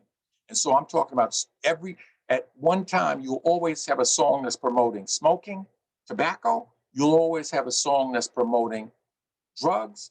You'll always have a song that's talking about promoting the drug trade. But I mean, this will be all in. You'll have 8 songs doing one of those things. You'll always have a song. You even have songs that deal with crazy diet stuff. I don't know if you remember Biggie's. I don't know. I forget the song. Cheese, eggs, and ham. I don't know what kind of thing that was, but it's definitely. You may as well just take a syringe and put the cholesterol directly into your veins if you're going to eat like that. But to always have one song that's telling you to drink and drive or drug and drive at the same time, go check it out. Go get your Billboard Top 10. I guarantee you there will be at least one of the songs that's telling you to drug and drive or drink and drive at the same time. And that's the #1 cause of young people dying. You know, when I spoke to the youngsters and I tell them about that, they would say, well, where's the tobacco? I said, a blunt. I said, what's a blunt? They would say, a blunt, will you take a cigar? I said, what's a cigar? That's tobacco. So you're promoting the drugs and the tobacco at the same time. So it's the concentration. We always had our songs such as Give Me That Wine, all right, promoting alcohol. Give Me a Pig Foot and a Bottle of Beer. Did I say that before? Yeah, these are old songs from a long time ago. Yeah. These are songs, it was always there, but it's the concentration is so different.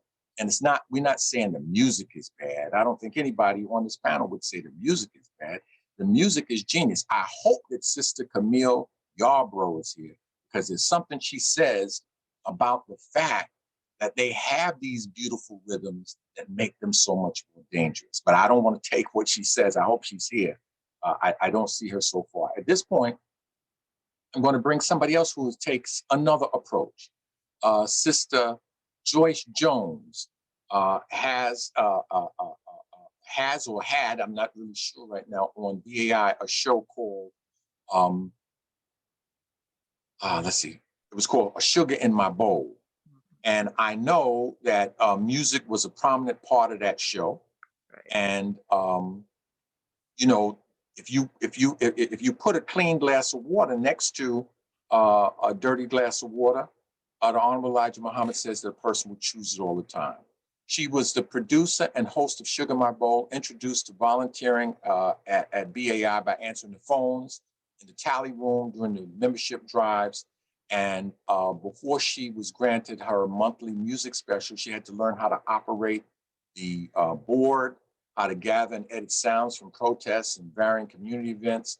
And at any rate, she just ended up being a broadcaster, a special broadcaster. And she's agreed to join us today.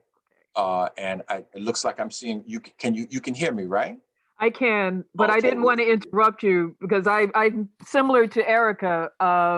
My bio isn't that important. It's you've stated y'all are teaching me something. Okay, thank you. I stand taught. Thank you so much. Go ahead, Sister Joyce Jones. Thank you so much. My bio would have taken longer than the time I'm going to take to speak, which isn't a lot. And I'd like to thank the previous presenters and speakers. And as a matter of fact, based on the way this conversation is going, it seems to focus a lot more on hip hop, Sugar in My Bowl, which is no longer on WBAI. We ended in January of last year. The title, Sugar in My Bowl, is one of the, I was expecting you to say, and Sugar in My Bowl, because it's a Bessie Smith song that talks about adult people and sexual relations. But we use the title Sugar in My Bowl to talk about the music, this is what we are presenting to people. It was just a title. And we didn't play a lot of hip hop, but when we did, a lot of what we would focus on would be jazz. And the artists that we would play who would express themselves using jazz was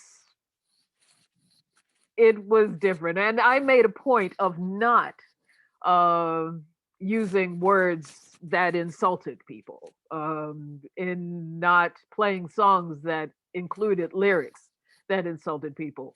Oddly enough, the music that was played during the show would, the artists that were representing the music, like Jasmine Horn. She's a great vocalist who is connected to community, into to the African community.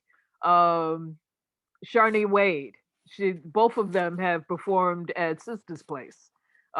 People are familiar with that location in Brooklyn. Um, Erica had mentioned, D12, it's the same folks, Sister's Place. As a matter of fact, that's how I met Erica, with D12. And I'm grateful that she was here, that she's on this panel, because she's actually one of the people. I can't really speak to hip hop and what it does, but she is definitely one of the people that I would refer people to, if you want to actually do the work, if you actually want to help young people transform their thought about music. She's actually done the work. Quentin Walcott is another person who, his organization, Connect Safe Families, Peaceful Communities. You can find him at www.connectnyc.org. He's also done the work, and he's somebody that could help in this fight. Omowale Adewale. He has an organization, Grassroots Artist Movement, GA period M period E period, GAME. And he's at GameNYC.org. These are people who've actually done work, who could actually help in transforming the minds of children. And Erica, you've actually been in schools, if I'm not, mistaken. You've actually gone to schools and done, helped students in the environment. I'm sure that there's a way that these organizations can help, with the way Zoom setups are now. I'm sure that they could do the same thing with students in classrooms presently.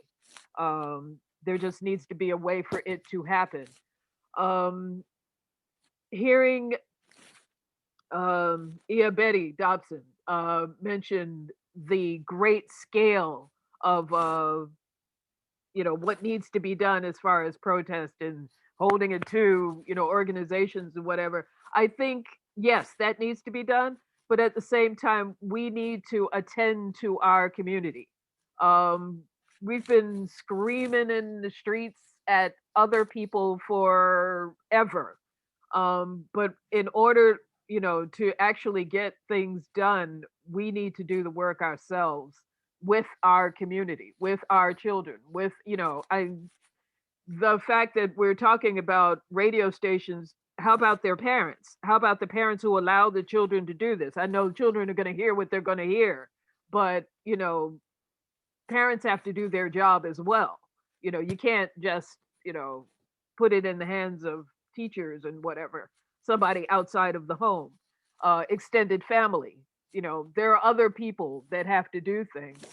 I really am not going to spend a lot of time talking, because like I said, I'm not really a professional as far as, a scholar as far as hip hop is concerned, but that's just my thoughts. Reach out to the people that I mentioned, and thanks. Thank you so much, Sister Joyce.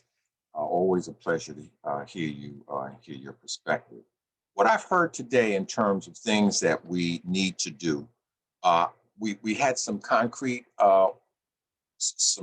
suggestions on the specific issue from Sister Betty Dobson. She talked about addressing something towards the distributors and the people who are making money off of this. We heard from Brother KWABENA, who said we ought to go to the New York City Council and ask them to do something about Hot 97. They have a bill or whatever it is already written that they just have to move on. We heard about offering alternatives, putting a clean glass of water up. We have the example of Life Camp. We have the example of the Sons of CEMOTAP and the things that have been done, as I said before, in the past, like the internships to teach young people about the rap music, as well as organizing, as well as debating. We actually had them debate some of these issues that were in the songs, such as is marijuana good for you, yes or no? We have people that say and that have, like Brother KWABENA has addressed the radio stations. They've gone down and met with and picketed at the businesses that were supporting the radio stations that were playing this, this ratchet music. There are just a bunch of suggestions that we have. I think it's appropriate that we go to somebody who has been involved in this music literally for decades, almost, I guess, from its origin. His group, one of the organizations which he belongs to, Zulu Nation, you know, obviously played a pioneering role in hip hop. Now, I'm gonna, at the risk of being stopped again, I'm going to try to read some of his brother's credentials, but everybody's so modest. But brother, this is the brother I'm speaking about, his brother Panther, Sadiki, brother Shep, Olugbala, AKA Shepard, P. McDaniel. He serves as both the executive director for the Universal Zulu Nation World Department of Community Affairs and as the program and operations director for the Sophia Bukhari Albert New Washington Foundation, which supports the families, medical needs, and community projects and legal campaigns of U.S. government-held political prisoners, POWs, and political exiles. A Bronx, New York native, he is a professional child care worker and former Hunter College Black and Puerto Rican Studies Department major who studied during the 70s under such noted scholars as Dr. John Henry Clark, Dr. Marimba Ani, Dr. Luis Nieves Falcone, and Dr. Yosef Ben-Yakin. Brother Shep also began his lifelong work as a community activist during the 1970s as a member of the New York State chapter Harlem Bronx branch of the original Black Panther Party, where he worked as both a Black Student Union and Hunter College organizer and reporter, distribution manager for the Black Panther Black Community newspaper. He has over 47 years of experience, both organizing and training others in militant, nonviolent community protests, marches, rallies, boycotts, demonstrations, and anti-police terror tactics and actions. As a proponent of the Black Panther tactic of community control of the police, Brother Shep has provided security in all of the aforementioned areas and for high-profile events such as the New York City visits by Cuban President Fidel Castro, Cuban President Miguel Diaz-Canel, and Venezuelan President Hugo Chavez, Venezuelan President Nicolas Maduro, Ghanaian President Jerry Rawlings, Grenada President Maurice Bishop, and many other foreign dignitaries during their visits to New York City's Black and brown communities. I'm almost finished. At the age of 66 years old, he continues that revolutionary work today as a community activist, youth counselor, lecturer, and workshop facilitator for the New York City Community Survival Program, National Black Panther Alumni Association, and Universal Zulu Nation, utilizing hip hop culture as a tool for organizing and community building. Brother Shep, can you hear me? Are you unmuted? You got to unmute yourself. I'm unmuted right now. Can you all hear me? Yes, sir. All right. Thank you, James. I actually would have wanted to cut it off too, but We can barely hear him. You got to speak up, brother. Your volume. We can't hear you, Brother Shep. You got to speak into your mic. All right. What I'm going to do is this. I'm going to take my video off so I can move the mic closer to me because my camera is connected to the mic. So you can hear me now, right? Yeah, we hear you better. And that was a great idea, Brother Shep. That was a scary image when you came up real close. Okay.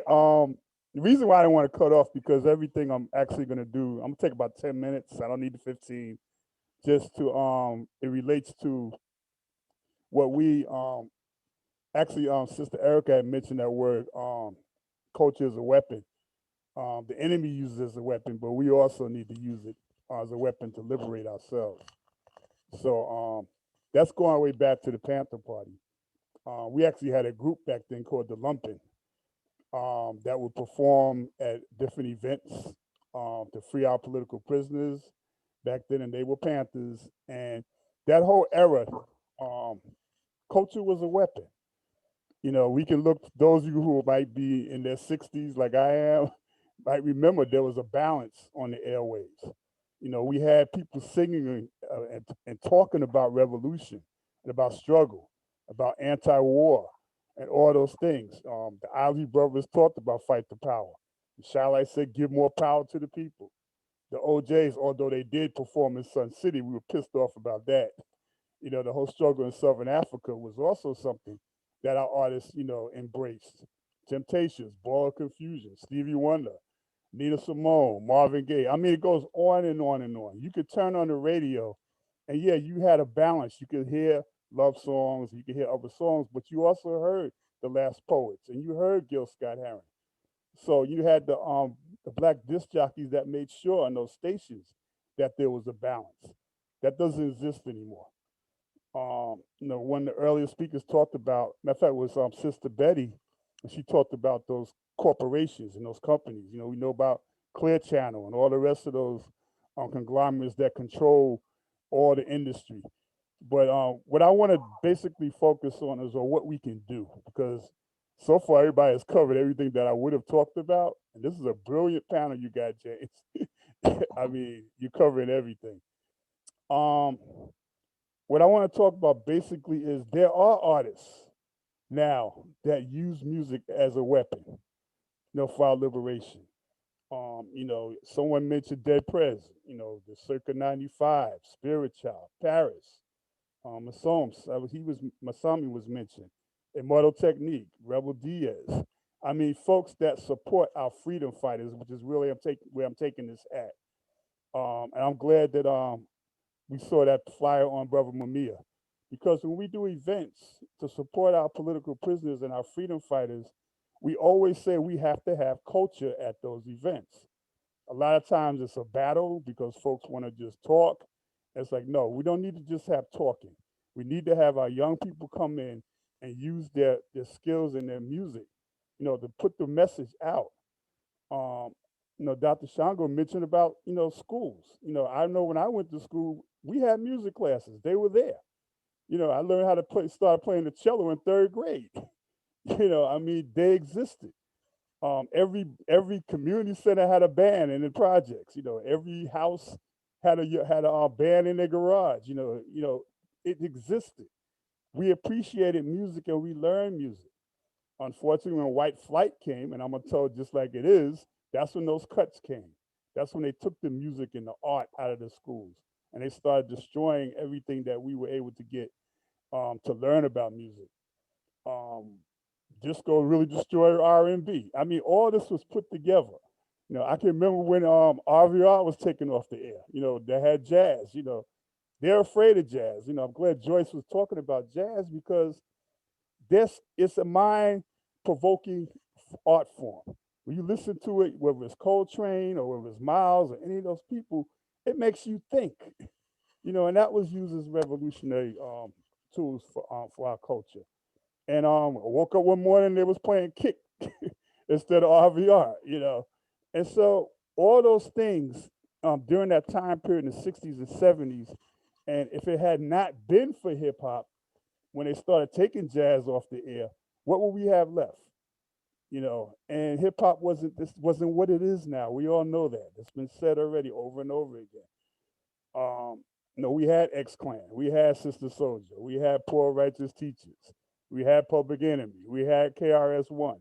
We had people that were talking about knowledge, about struggle, and about what was really going on in the streets to make things better in life. We had those, I mentioned Sun City, where artists came together to go against the whole apartheid movement. I mean, to go with the apartheid movement and stop the racist South African thing that was going on, because we were liberating ourselves through armed struggle during that time. Vietnam was going on. There was a sister, Frida Payne, who was like taken right off because she talked about bring the boys home. They took her out. Same thing they had done years before that with Billie Holiday, you know, when she sang Strange Fruit. So culture is a weapon, and we should be using our music to do that. I'm just going to close right now just by saying that we need to stop being afraid of our young people. That's one of the problems that, in terms of hip hop.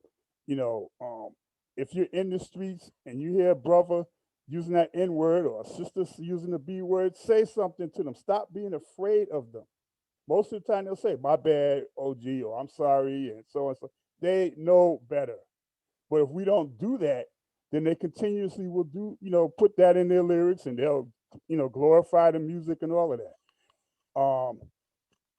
Brother KWABENA, I hope I said your name right. KWABENA, got you.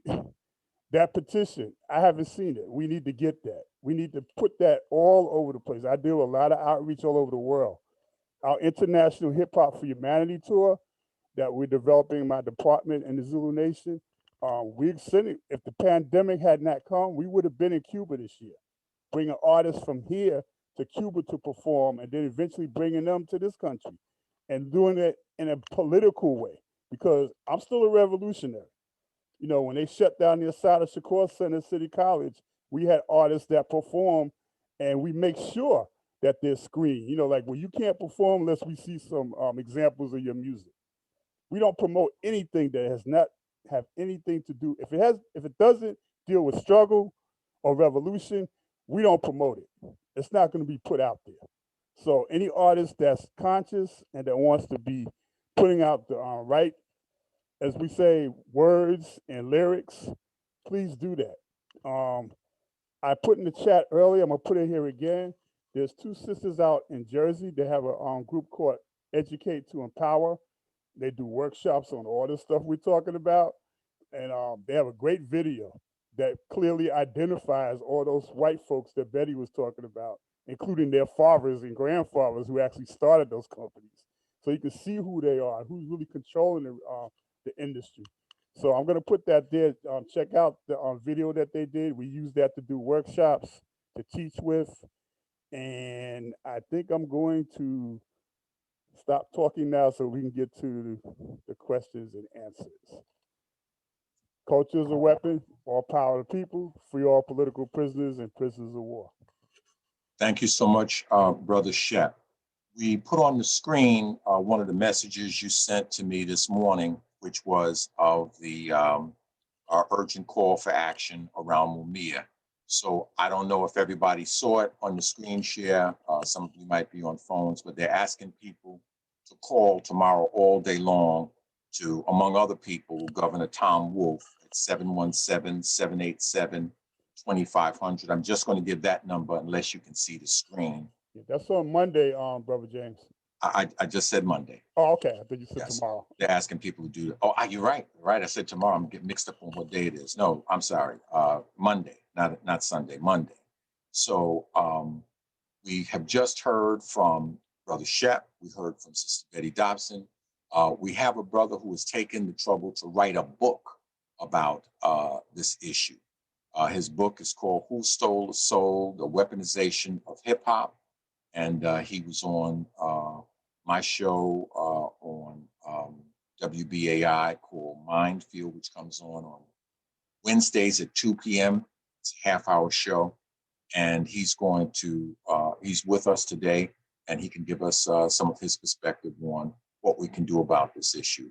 Please welcome to the mic. I do want to ignore the person that is tired, not the individuals who are the subjects of the bio, but somebody who feels that these are aggrandizing and all kinds of things. I don't think there's anything wrong with saying some good stuff about Black people and letting people know that there are people out here doing the work. Bernard Creamer is an author and educator. His book, Who Stole the Soul, is about the weaponization of hip hop. He's a former history teacher at Texas Khan Academy and former history department chairperson at Urban Prep Academy in Chicago, Illinois.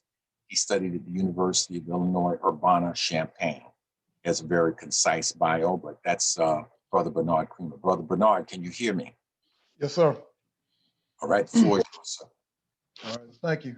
And thanks for having us all here. I appreciate the various perspectives and advantages of all of you all. I'm definitely listening and I'm learning from each of you, and I appreciate the work you all are putting in.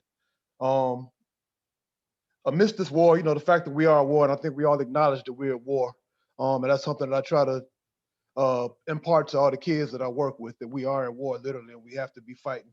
But I do want to start on a positive note because just prior to this panel, I had the opportunity to teach an hour-long class about the subject. I talked about hip hop with the Mother Khadijah Farrakhan's Children's Village.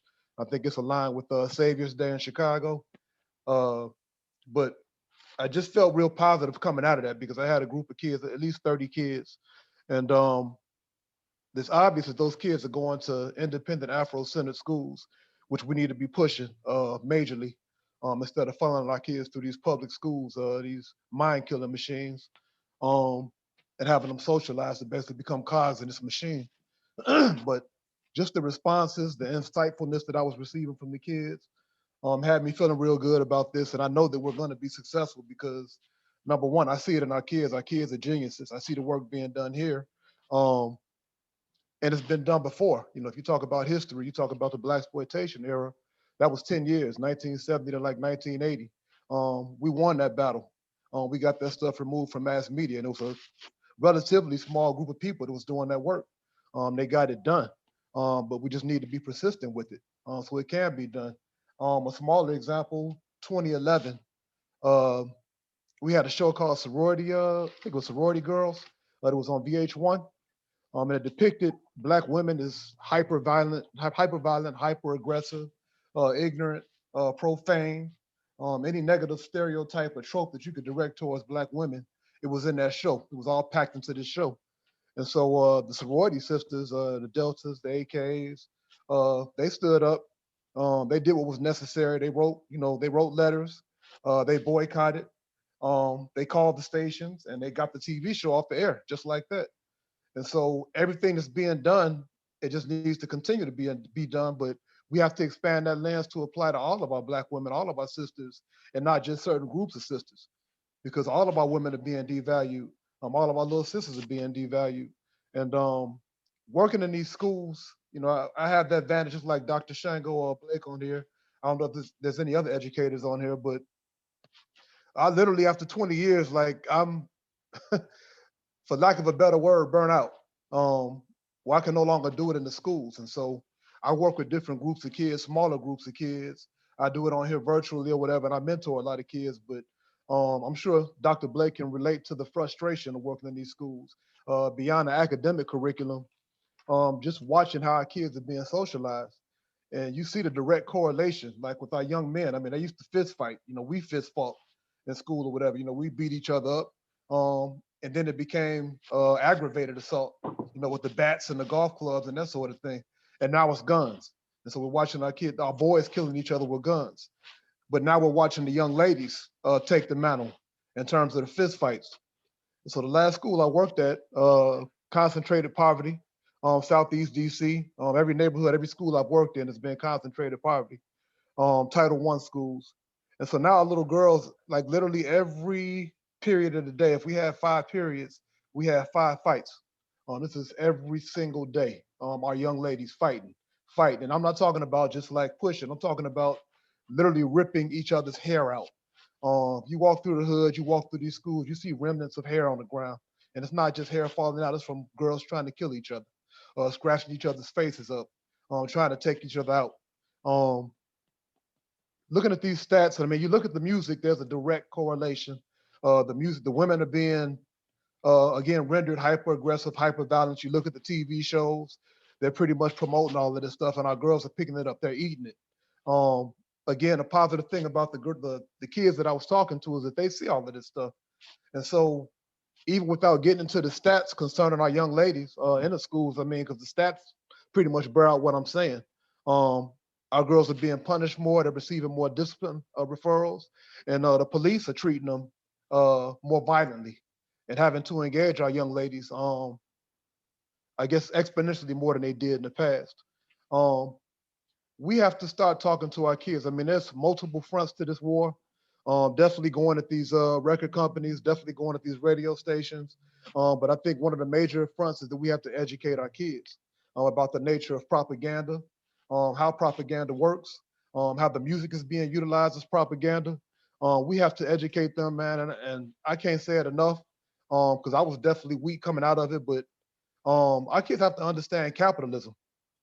They have to understand that backwards and forwards, the nature of being exploited, the nature of being manipulated, the nature of being controlled, the nature of not having power, and how all of this stuff is not new. You know, it didn't just start with hip hop. The conversation I just had with those kids, I mean, I started off with the plantations. And you're pretty much talking about the most profitable institution that this country has ever had was slavery.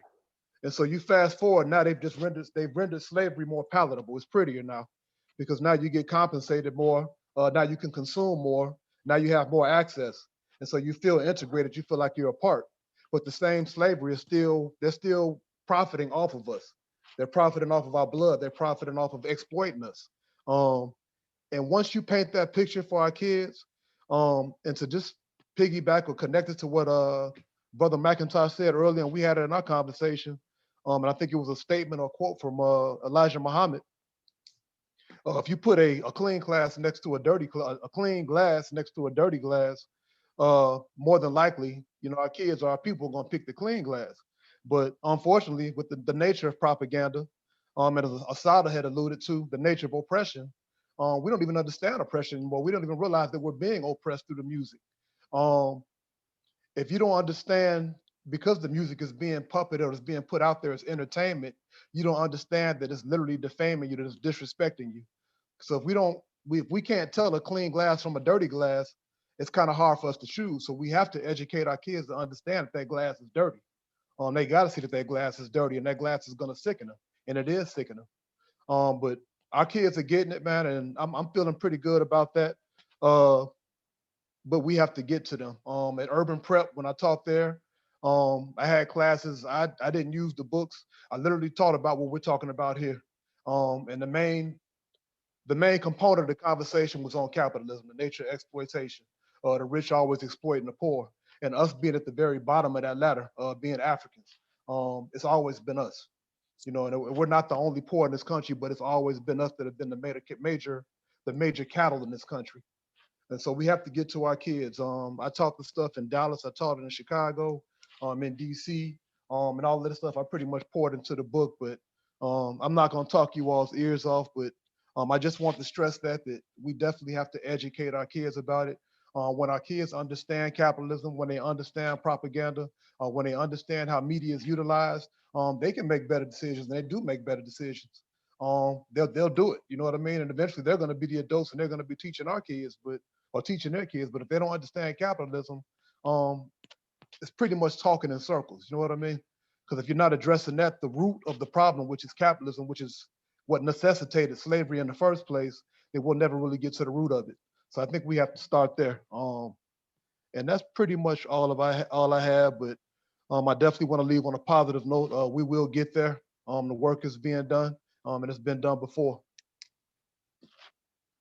Thank you so much, Brother Bernard. Thank you. This has been, I think, valuable talk. What's so good about it is that we still have 2 hours. We have time for questions and answers. Everybody will get a chance to participate. I'm going to try something for a few minutes. And if it doesn't work, then I'm going to mute everybody and you're going to have to ask the questions in the chat. We can have a question and answer period, but we don't need any more keynote speakers. So whatever you have to say, limit your remarks to 1 minute. I think that's a long time. Try to do it in 30 seconds or less. And I'll ask the responders, the people who respond. If we want to have more people participate, we got to keep our responses concise. We had our chance for our presentations and we did it, and I'm really pleased with it. First of all, everybody give a round of applause to all our speakers, please. I don't know if you can see me, but thank you. Yeah. I'd like to say Wait. Oh. No. Oh, I'm sorry, Sister Joyce. I didn't realize you wanted speakers. Okay. Hi. But what I want to say is I don't want the other people. I don't want people to call out. You know, we'll get to you. Just raise your hand or in some way signal, and we will get to you. All right, Sister Joyce Jones. What is it you'd like to say, sis? I just wanted to let everyone thank you and CEMOTAP for inviting me to this panel. I will not be able to stay longer than until 4 o'clock because I have another event that I'm going to attend. but I appreciate this panel discussion. This has been wonderful.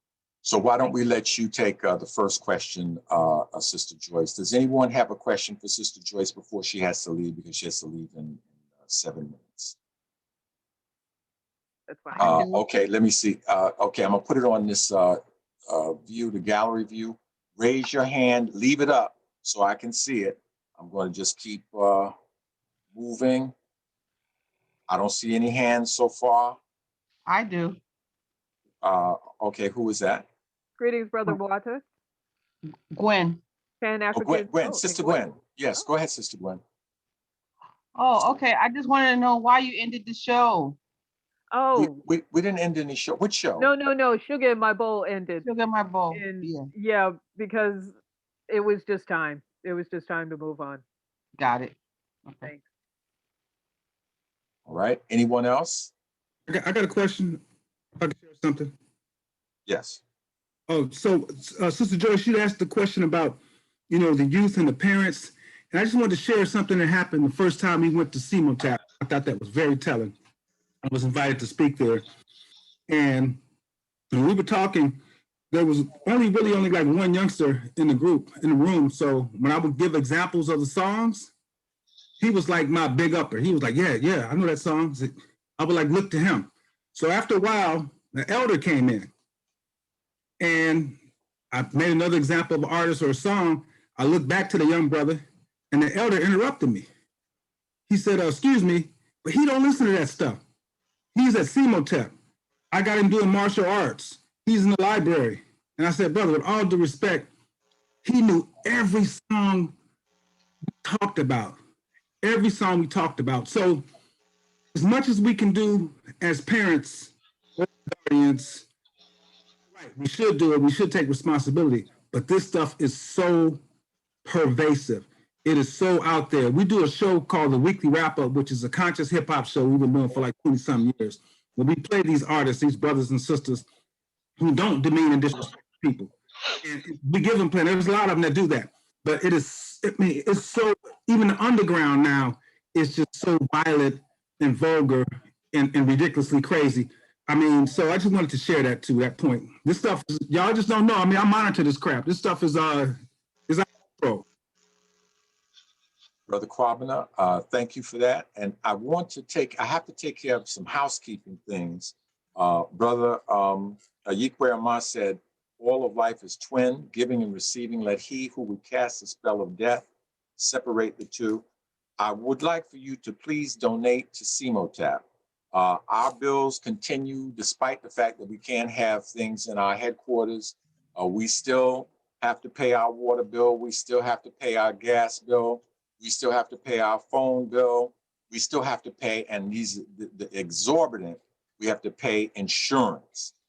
Amos Wilson said, look, they called he spoke about the notion of the different estates that they had in the French Revolution. You had the clergy was the first estate, the monarchy or whatever it is might have been the second estate, the people were the third estate, and then later people came along and said, well, the press is the media is the fourth estate. He said, but notice what they call a land. They call a land the real estate. And you're never going to, in a capitalist system, own the real estate. They find a way, even in a tax deductible, they find a way, even when you own the land, to charge you rent. They call some of the rent taxes. They call some of the rent insurance. If you pay $9,000 plus in insurance, how much does that come out a month in rent? You're paying rent for something that you already own. So the taxes on our place, if we weren't a tax exempt organization, would also be, we'd be paying over $1,000. We're paying close to, I guess, $700 a month just for insurance, because we have to have insurance for, people slip in front of the ice. But the bottom line is, please donate to CEMOTAP. I pasted into the chat several different ways to do this. One way, we don't take any government funds. CEMOTAP has never and will not ever take any government funds. We belong to you, our community, and we try to serve our community, and we need your continued support. You have always supported us. We've never done badly. We don't charge for our events. We have a banquet, which you can eat all you want. You're entertained with music, you're edutained with speakers, and at the end, we just say, give according to the time that you had. That's our annual fundraiser. We have never lost any money. The options that you have, the ways that you can give by check, you can give by Cash App with $sign CEMOTAP, and I also have pasted into the chat a way you can give by PayPal if you go to the GoFundMe page. All of that is in the chat. And the other thing I'd like you to do is make a pledge. If you're in this protest, you participated, there's 77 of us that's here right now, some of us have left. Just make a pledge just to something you donate to CEMOTAP and follow through with one of the methods that I put down there. Cash App is easy enough. It's $sign Dr. CEMOTAP. That's DR. $sign DRCEMOTAP. You can do that with your Cash App right away, or you can send a chat to CEMOTAP at 13505 Rockaway Boulevard, South Ozone Park, New York, or you can look for the link to the GoFundMe and you can give by, that's a credit card or PayPal. So with that out of the way, we can get back to the things we have to do. But in the meantime, anything you can pledge, we appreciate. Thank you, Brother KWABENA. I see you in there. Anyone else with a question for any of our panelists? Please, let's see how I can do this. I'll tell you what, put in the chat that you have a question and then I'll open up the mic. Who is that? Who's asking? Oh, Sister Chana Comer. Sure, absolutely. Ask your question, sister. Who is your question to? Hi. Oh. Sorry about that. Hi, good afternoon. Thanks for having me. I have one comment and one question. I love all the speakers, and I think that it needs to be a multi-pronged approach. There's not one area, it's all areas all at once, which leads to my question. Are there any plans or in terms of having a collaborative or a consortium of all the different people that have spoken in the different groups, kind of coming up with a strategic plan to work together, each in their own area? Thank you. Okay, who wants to address that? Yeah, I was going to say, well, I met KWABENA in Chicago. KWABENA's from Gary. I'm originally from Chicago, but we met and we formed a group, Clear the Airways Project there, and we've been working together since. But we also partner with other groups, and I think it's important that all the localities, all the different cities, whatever, especially the major urban cities, have these cohorts of people that are doing the work. But I do, to your point, we do all get together. We actually work with the National Black Leadership Alliance in New York as well. So we get together physically at least once a year, but we're in conversations. I want to say at least once a week too. So it's definitely happening. There are a lot of people doing the work. Okay, I see, so far I see our brother Alvin has a question. Yes. Brother Alvin, unmute yourself. Yes. Greetings to you, and also Ms. Dobson, Brother Cannon. Dr. WINBUSH, can you speak about Coming to America 2 next month? Because I see something very dangerous coming with this movie. I think it's due out in April or March. Can you speak about that?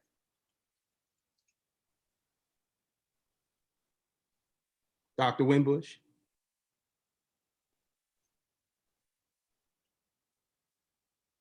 Dr. WINBUSH, unmute yourself if you're muted. Okay, Dr. WINBUSH, are you still with us? Oh, yeah. Okay. Okay. Repeat that question again. Yeah, can you speak about Coming to America 2? You know, I noticed they have a large number of high caliber actors, actresses, and actors in the movie. And, you know, especially when we're dealing with this pandemic, when, you know, we're basically locked indoors. Dr. Welsing spoke about the 9 areas of that white supremacy affects us. And one of them in the book, The Osiris Papers, and her book, The ISIS Papers, It's entertainment. You know, it's the, you know, which all of you all spoke about today, just in terms of how white supremacy affects us. But with coming to America too, I see something dangerous coming as it relates to the perception of Africa. So do you have any analysis, or what's your thoughts on the movie? I think it's due out either next month or April. I think it's next month. You know, I think we always ask the question, like, is there racism in education? Is there racism in war? Is there racism in labor? Like those 9 areas that Dr. Welsing and Neely Fuller. And maybe the opposite of that question is more important. We should ask, is entertainment in racism? Is education in racism? The system of racism is what encompasses it all. There's a Ghanaian proverb that says, a fish does not know it is wet. And it's true. I mean, fish don't get up every morning and say it's wet outside. They just swim in it. And we're swimming in white supremacy. Now, when Eddie Murphy did, I mean, you know, I think there's media that helps and there's media that kills.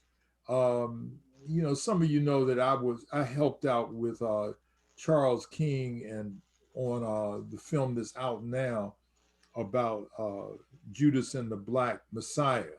You know, did a lot of research for that, for them, Ryan Coogler and stuff. We felt, and we didn't get it perfect, but we felt that that film would educate people about Fred Hampton, you know, what he did and how he organized in Chicago in the late 1960s. I think that coming to America, I mean, you know, it's not like I'm against all forms of, you know, levity or comedy or something like that.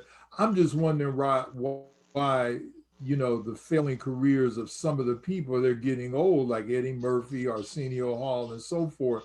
So they said, well, this was a hit back in the 80s or whenever it came out. Let's revise it again. I'm always focused on how the portrayal of Africans are and how Africa is portrayed in anything that I do. When I say Africans, I'm talking about the global African community. You know, the first portrayal of it back in the 80s or whenever, it wasn't that great, and I don't expect this to be any different. Am I going to go see it? Yeah, I'm going to go see it probably as a critique, to write something negative about it, to be honest with you. But the trailers that I've seen so far, you know, like I said, I'm not against the entertainment, but I've always got to ask myself, how is this portraying African people? That's my 2 cents on it. Okay, so I had a few other people with their hands raised. I see Brother Howard, Brother Alvin. Unmute yourself and ask your question. Okay, then I'm going to move on. I saw a hand raised, Kester Brown. Kester Brown, unmute yourself and ask your question. And maybe they're not able to unmute themselves, so let me just give it a shot and see if I can unmute them. Okay, anyone else with a question? Let's see if I get a visual, okay? Can I be heard? I have a question. Yes, okay, go ahead. Yes, who's asked? No, Black Talk Radio News is up next. Brother Fitzgerald, I'll call you right after that. Brother Howard, I called you a second ago, but I'll call you back. Black Talk Radio and News, yes. Yeah, my name is Scotty Reed. I'm the founder of Black Talk Media Project and Black Talk Radio Network. I want to give a shout out to Brother KWABENA. He's one of those marathon runners, because as he reminded me today, it was 10 years ago that we started hooking up and doing podcasts and stuff about this issue. So he definitely is who I look to for guidance on this issue. What I wanted to quickly comment on is the question about parenting. And if, you know, the parents are monitoring what the children are listening to. But, you know, it just took me back to a conversation years ago I had with KWABENA, and we both made the observation that when these children go to events at the school, and I understand we got an educator on who use, you know, this music in a positive way to improve, you know, their academics, but you go to these basketball games, you go to these football games, they have, like, you know, high school dances, junior high dances, and they're playing this ratchet music. And so I was just thinking for a moment, you know, well, maybe we need to talk to our local school boards about, you know, this issue of them playing this music that is totally inappropriate for children, because I believe most of them just copy whatever's popular on the radio. That's what they're gonna play in the school. And I think that there's a conversation to be had with the school board, with the principals, the administrators on that issue. Again, you know, we want to talk about it takes a village to raise a child. We just can't put it all on that parent who may have grown up on this ratchet stuff themselves and not see anything wrong with it. That's all I wanted to share. Thank you for this wonderful forum. Hey, bro, if I can address real quick. I officiate basketball, Westside High School in Gary, a couple times. I'm refereeing girls' basketball games, high school. Intermission, they drop in this ignorant, garbage, prostitution, violent music in this city where, you know, we struggle with this. Like Brother Bernard said, all these fights at the school. So talk to administrators, they don't do nothing. Talk to them again. So I pulled the plug one day. And they just got mad. The adults got mad. The girls on the basketball team understood. They weren't even tripping, but the adults got mad. So can I respond to this question about what's happening in the context of schools? Speak up, Brenny. Dr. McIntosh? Yes, certainly, brother. Okay. Shango was speaking, right? Yes, sir. So what I would like to say is one thing that we have to begin to do is that, because you brothers raised some really great points about what's happening in schools, and it just is indicative of how the adults in our society, in our community, were once children who were never corrected. And what we have to do is that we have to deprogram ourselves. We have to fight against anti-Black racism that impacts us and our behaviors and conditions us to almost become numb to what is being heard. I think it's beautiful, Brother KWABENA, that you're raising these issues. And some people in our community will look at you like you have three heads, because they are so conditioned. They are so normalized to what Dr. WINBUSH said, they are fish swimming in water and don't know that they're wet. I want to say that recently in New York City, we developed an organization called Black Edfluencers United, right? And the purpose of Black Edfluencers United is to serve Black educators, influence others, and impact Black children. And in fact, we bring the entire village into the space.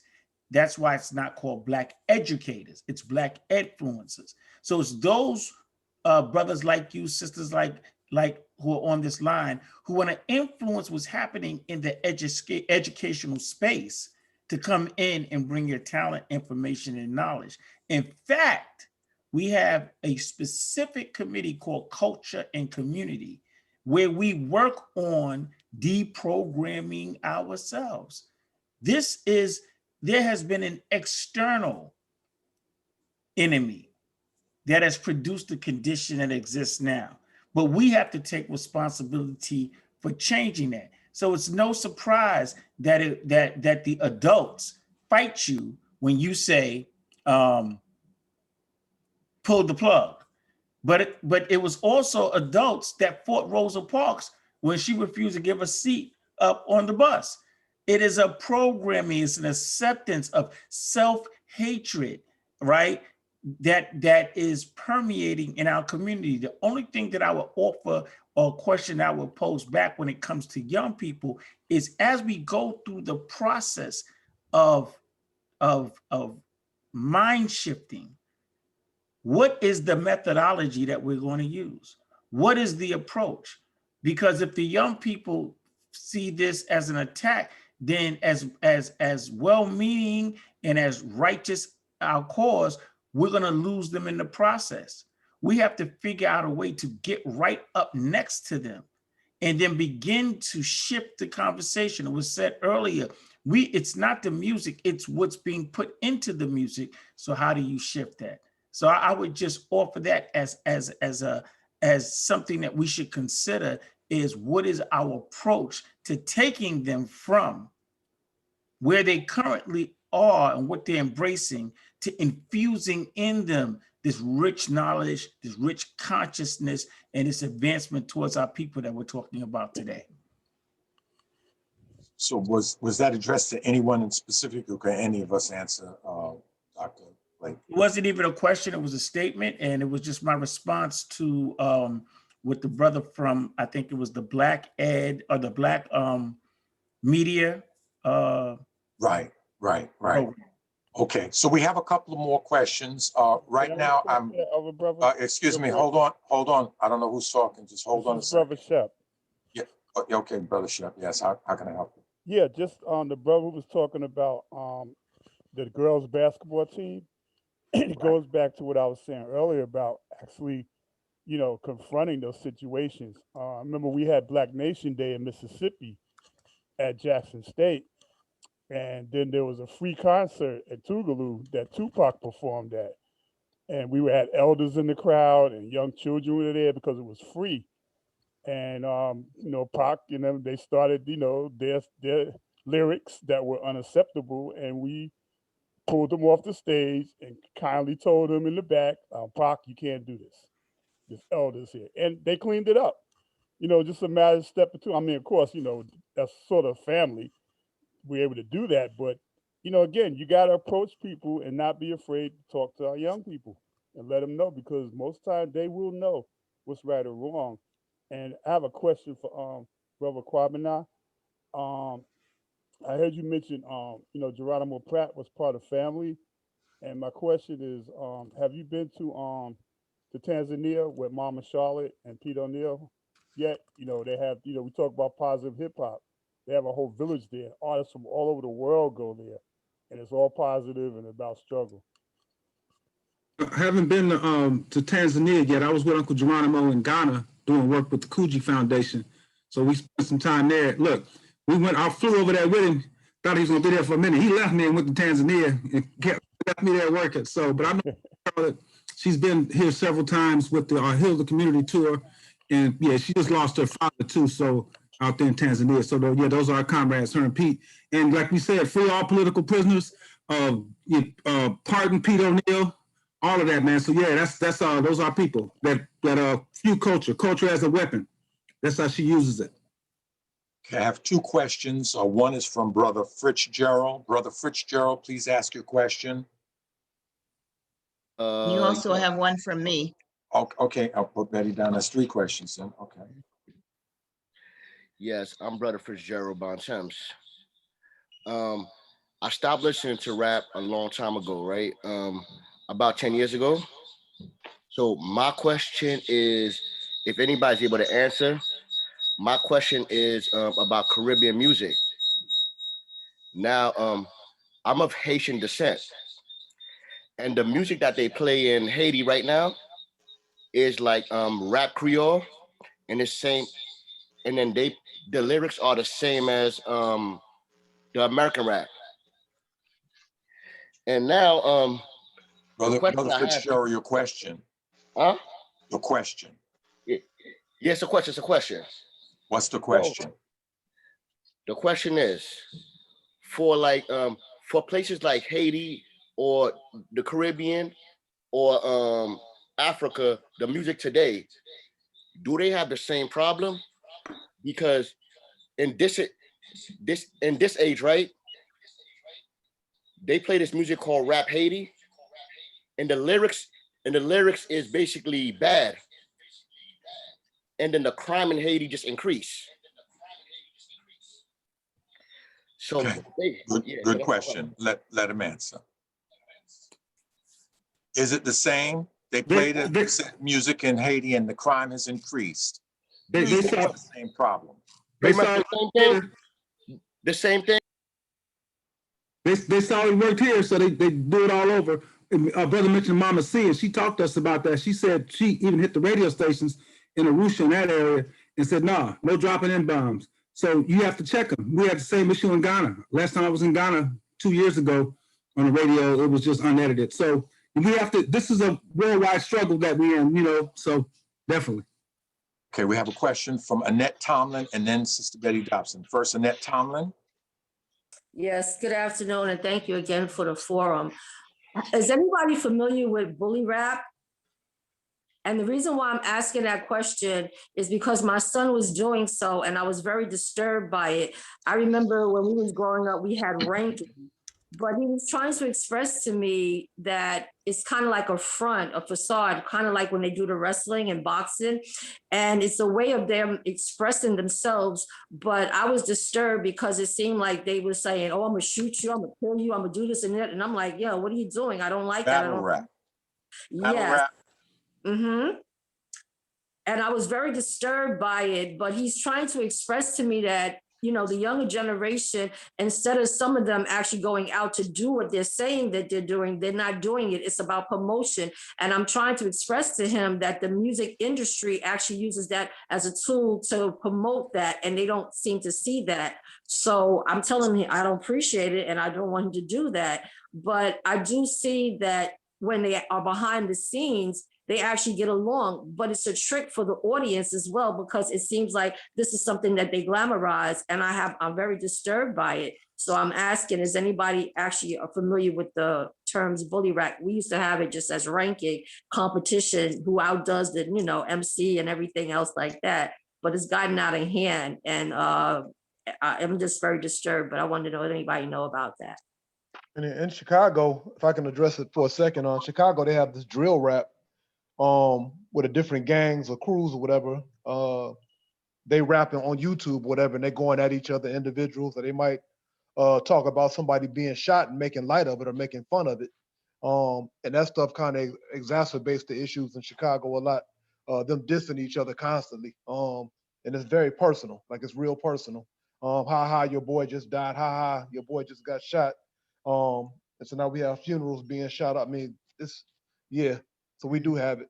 And even our little girls, the girls I was speaking of, a lot of these beefs are going on YouTube. I mean, it doesn't really address the rap, but social media is allowing our kids to pretty much bully the heck out of each other on a daily basis. So a lot of our fights are coming out of that too.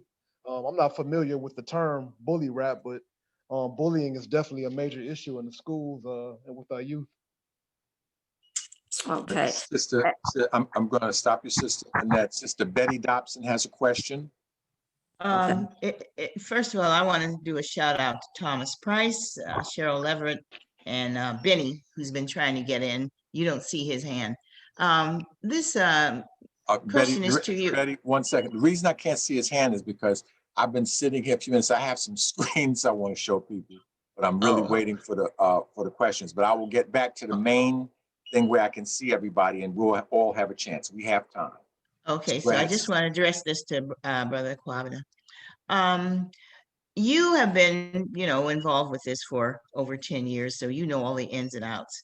But I wonder, what efforts have you made to start at the very top to address this situation? You know, at the very top, even above the distributors, because CEMOTAP, our history has been when we get into a battle with anyone, we start at the top and then work our way down. So I'm just interested in your efforts in starting right at the top to address the situation. Okay, I'll try to be quick with this brief. I mentioned the FCC, which is the Federal Communications Commission. They have decency standards which state that you cannot profane or indecent content between the hours of 6 in the morning and 10 at night, because our are listening at that time, more likely to be listening. Obscene content is never allowed, no matter what time of night it is. So we shared the petition on the chat page, and again, we filed with them. They made the iHeart station and this Crawford station, both European owned, Well, they made them respond. Their lawyers responded to us. We responded back. We were waiting on that. There's a new congressman in our area named Frank Mervan. So we have a meeting, scheduling a meeting with him to help, so he can get with the FCC and have them address that. So we've dealt with the FCC, legislators. We talked to the radio station, me and Bernard, and our other comrade, Kojo. We sat in iHeart's headquarters, Clear Channel's headquarters in Chicago on December 4th, 2014, I think. They tried to offer us something. Bernard got us kicked out the meeting, but I ain't mad at him. They want to put us on some old weak panel. No, we want you to stop playing songs that drop 120 N-bombs in 3 minutes and telling us you want to ejaculate on some girl's face. That's what we want you to do. So I'm sorry, but this is the type of stuff that we have to deal with. But no, we've been to the top. We've been with people in the classroom, elementary schools. We've been to the sponsors. We've been demonstrating at the radio stations as late as last summer. We were out there in downtown Chicago. But, you know, it's tough because we had like 5 or 6 people out there. Then we go across the street and there's a large group of people parading for R. Kelly to get released from prison. It's a struggle. But I feel you, Sister Dobson. We still got to keep doing that. And I think this whole thing going to the top, like to the Grammys, where I just saw that Harvey Mason Jr., so that maybe Harvey Mason, the drummer's son, I was just reading while we were doing the piece, is like has a big role in the Grammys. So that's a brother. Got to be Harvey Mason's son. So, you know, that's the type of stuff we got to do. We got to, like this, work with the committee to eliminate this media that's offensive to our people, to pull us together, because we can stop them. They got to be stopped. I just want to say one thing. Oh, Betty, I found a flyer from 1993 where we had Radio City stop Dr. Dre's concert when they had the whole "I ain't nothing," you know, the whole bitchin' hoes thing, and you know, the attack on the, I think, is even higher on the people who are producing the music, right? These record companies, and there's only like 4 or 5 of them, because the music, once it's made, it can go, you know, like I think now is the right time when everybody's saying Black Lives Matter and equity. I think now is the right time to raise this conversation again, you know. And it's a time, KWABENA, you tell us what it is you want. You've been on, you've spoken to all these people. So what is it that you want and expect from us? That's what we need to hear from you. And you can do it through, you know, CEMOTAP. Okay, so what I'm going to do now, though, is, Betty, you just brought it right to the point. I want to give the audience. So here's the name of our program today. This was the panel that we had today. I don't know where Sister Camille is, but one of the points she made that I want to make, or it's her point, is that these African rhythms, they open us up spiritually. They open Black people up. You know, your whole being responds to them. And then they open it up, and that makes you more susceptible to the poison that they put in. So that's what makes it so dangerous. It's not like listening to Johnny Cash's song. Your soul isn't responding to that. But when they had like Shoulder Lean, I used to love that rhythm that was to that song. And those things, and I watched a little child imbibing the message, which was harmful. This is one of our speakers. This is the question: the weaponization of hip hop. Who stole the soul? Everybody on this panel has tried to address this in some way, and I think the idea of us working together is a great idea. This is our Parents' Guide to Rearing Healthy Boys by Dr. WINBUSH. Excellent book, excellent ideas. One of the things that caught me, he talked about he would get the youngsters and tell them they would have to read for 15 minutes. And he said, a day. He said, and invariably, if they read for the 15 minutes that wherever they were in that book, they didn't want to stop. They didn't want to stop at the end of that 15 minutes. You got to replace that dirty glass of water. This is showing you KWABENA and his demonstrations around McDonald's, try to stop going at the sponsors. This is again at McDonald's. This was a meeting, Brother KWABENA came to CEMOTAP. Here we had representatives from WBAI. we had DJ Trauma, we had representatives from the Nation of Islam, we had publisher Milton Alamati, we had a representative from Operation Power, we had Bob Law. There are a bunch of organizations that are represented here. And so I don't know, I know that they left with Brother Bob, they had the Black Leadership Conference. Perhaps Brother KWABENA can bring us up to date as to where things went from there. That's him presenting at a library. This is some more, this is the one from the library, Clear the Airways Project, that's Brother KWABENA. This is the urgent call for today. Remember on Monday, tomorrow, but Monday, to make these calls to those numbers, write them down if you don't have them. Okay, that was the music, that was positive music instead. This is people stealing. We had a series called the Great Harlem Debates. The first Great Harlem Debate, we had 1,800 people at the largest auditorium in Harlem, which is Salem United Methodist Church. And then we had one on hip hop. People have taken it. This wasn't our flyer. Someone has taken it, they're selling it. These, the DVDs to this, of course, we can get a copy of this to you without you having to pay. This was when we had Minister Paul Scott at CEMOTAP. He was talking about hip hop genesis or genocide. This was the debates. We had the youngsters debate about marijuana. Is marijuana good for your health? These were some of the sons of CEMOTAP. That's them with Principal Bernard Gassaway. Brother was, they had him, told him he was retarded when he was young.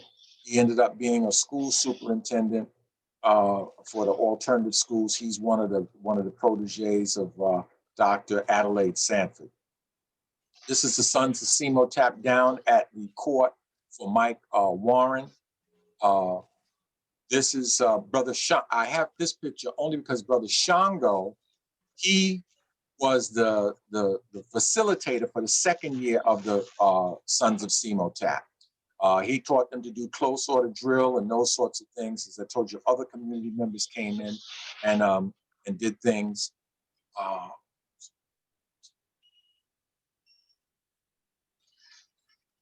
Right, so when you do that, every time I start with the slide, somebody comes and does that. And, okay, this is a pit. What we did was, remember, say you got to replace. You know, if you remove the craziness, then there's a vacuum. You got to replace it with something. We did 2 courses. This one is a course at BAPA, the Board for the Education of People of African Ancestry. We had a community member who taught them how to repair computers for free. It's a 5-week course, how to compare computers hands-on. And the computers that he got, this brother, he was an expert at getting junk stuff. You know, he was an expert at getting recycled stuff. He got these computers for a very cheap price. CEMOTAP donated them to BAPA. And when the youngsters finished repairing the computers, they took the computers home. This is the program at CEMOTAP. So we didn't tell them, don't say the N-word, don't say these things. We put them in the middle of these images right here. See, these are the images, these are some of the images at CEMOTAP. On the other side, there are other pictures, there's statues, there's a gigantic Sphinx in there. Up here, in the picture right next to Father Lucas, that's a picture, 2 pictures over, so red, you can hardly see it. That's Shango with the sons of CEMOTAP doing their close order drills. This is another view of them learning how to repair these computers. Now, what I will say is we've had internships at CEMOTAP, and one of the things I've noticed is that when the youngsters leave, they say everything is great, but we have yet to have one come back. Over the decades, we've yet to have one come back and say, I want to do what you were doing. Actually, one of the funny things that happened, we have a Kwanzaa, which we give away Zawadi, you know. It's kind of almost a cross between Christmas and Kwanzaa because CEMOTAP started in the church, so quite naturally has a strong Christian base that's in the group. Not everybody's a Christian, but you know, there's a lot of people that's where they're coming from. So we had youngsters. I remember them getting bicycles. And so when they were older, I was speaking to them, I said, are you going to come to the CEMOTAP Kwanzaa? And the position was they were too old. In other words, they were too old to come and get something, but it didn't occur to them that they could come there and give something. And it still doesn't occur to them. They're adults now, and it doesn't occur to them, even though you kind of suggested to them, but that is not something, and I'm not trying to, I'm just telling you what reality is. I really am not criticizing, I'm just telling you what reality is. When I tell you that there's very little response on an action level when you show people, that people are not indignant about these lyrics. People are not upset about their children listening to these lyrics. And, you know, I'm not trying to criticize people who's trying to stop it. I'm telling you that so far, you know, the things we're doing, they're not responding to as we tell them. And I saw where Vladimir Putin was saying, he was against the hip hop, but he was saying, we can't go straight at it because the more you go at it, the more they seem to want to love it. So let me just see. I think that might be all the slides we have. Let's just see. Yeah, that's about all the slides we have. To be honest with you, I want to play How You Gonna Make the Black Nation Rise Again, because to me, it's an example of the power of that music and what you can do with that music. Now we have some other people who had questions, and I'm going to ask the next questioner to just speak out right now, and we'll sort out who's first.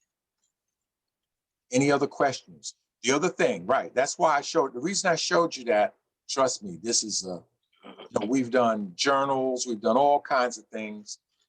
We've had hip hop, we've had rap contests, all kinds of things CEMOTAP has done. But we need your support. If you want us to continue to be able to do forums, if you want us to continue to be able to operate, you got to give us the fuel in the capitalist system. We need donations. I put in the chat several ways in which you could do it. So I have a question, if possible. Oh, I have another question too after him. I've had my hand up for almost half an hour. So I'll defer. Darlene is first. I defer. Am I going to be able to speak? The reason why I had my hand up is because first of all, thank you for doing this forum. I think it's such a great idea. And unmute yourself. Okay, thank you. I've had my hand up. You're muted again. You have to unmute. I thought I had myself unmuted. Okay. Hi, everyone. First of all, thank you. You're muted again. Hit it again, Darlene. I'm not touching the computer. It's doing it on its own. Okay, listen, can I say something? Okay, Somebody muted me. I'm going to ask you if you'd stop talking until I finish, and I'll get to each of the questions. That's what I've been saying. Somehow I was muted and didn't realize. I'm asking you to donate to CEMOTAP, to paste into the chat your pledge. I gave you 3 different ways you can do it. Look through the chat. You can give by sending a check to 13505 Rockaway Boulevard, South Ozone Park, Queens, 11420. You can give by sending to $ Cash App, $ Dr. CEMOTAP, DR CEMOTAP. So that's cash, to do Cash App is $ DR CEMOTAP, or you can donate by following the link in the chat to GoFundMe. Now, I'm gonna call Sister Darlene Lewis first, and then we'll call on everybody. Will get a chance before we leave. Okay, you can unmute yourself, Sister Darlene. Okay, thank you. I've never been muted before. First of all, I want to thank you guys for this forum. I've been trying to get in contact with you guys for a long time, so I'm glad that I was able to join. I just wanted to speak to the subject matter of the youth. As you know, or maybe some of you don't know, I was the first female host and producer of any music video hip hop show ever on cable. And this was pre-MTV Raps. This was pre-Rap City. It was Ralph McDaniels, and then it was me on the Alphabet channels in Manhattan. I'm talking like 1984, 85. And back then, most of my friends that produced music with me became famous. And so that's what we did. We promoted positive rap. And the reason why I say that we need to go back into putting the explicit stickers back on the music, going after the FCC, which is a good idea, but also you need to go after these marketing companies that's promoting on the radio. Because once you start boycotting and going after them and making them responsible for sponsoring the type of music that's being listened to, they don't want to come out of their pockets. Lastly, the police are, and the FBI and the CIA, they are listening to these lyrics. And the new thing now is to promote the gang violence, promote the use of drugs, who's selling what, so that they can go and get indicted. So we have to start changing the mindset of the education process by doing a curriculum of inclusion and include music and art. You know, get these entertainers to donate to every school, get some instruments, and show these youth that there's other things that they can do if they want to get into the industry, but there's other jobs that exist. Everybody thinks that the only way to make it is to become a rap artist. And because they're promoting the lowest common denominator of our culture, everybody's doing that. So we have to be more mindful as to who's backing everything. The record companies are owned by the liquor companies, the marketing companies. This is something that I know. I have TV programming, I have radio shows. I know who has the purse strings, and we have to start going after these companies to tell them to stop using these hip hop artists as walking billboards. Our industry people that's behind the scene have to put a pledge and a promise that they have to support children that get influenced by gun violence. I want to help any of you that want to promote messages of anti-violence. I have several TV shows. I have podcasts on 8 platforms. I have a radio show. Like, we can do this, but we have to be a collective force. One organization can't do it, you know? So that's all I wanted to say. And thank you again for, you know, doing this platform and putting us all together. But let's put our money in our mouth where our hearts are. Because right now, the most important thing, our youth, we're losing them.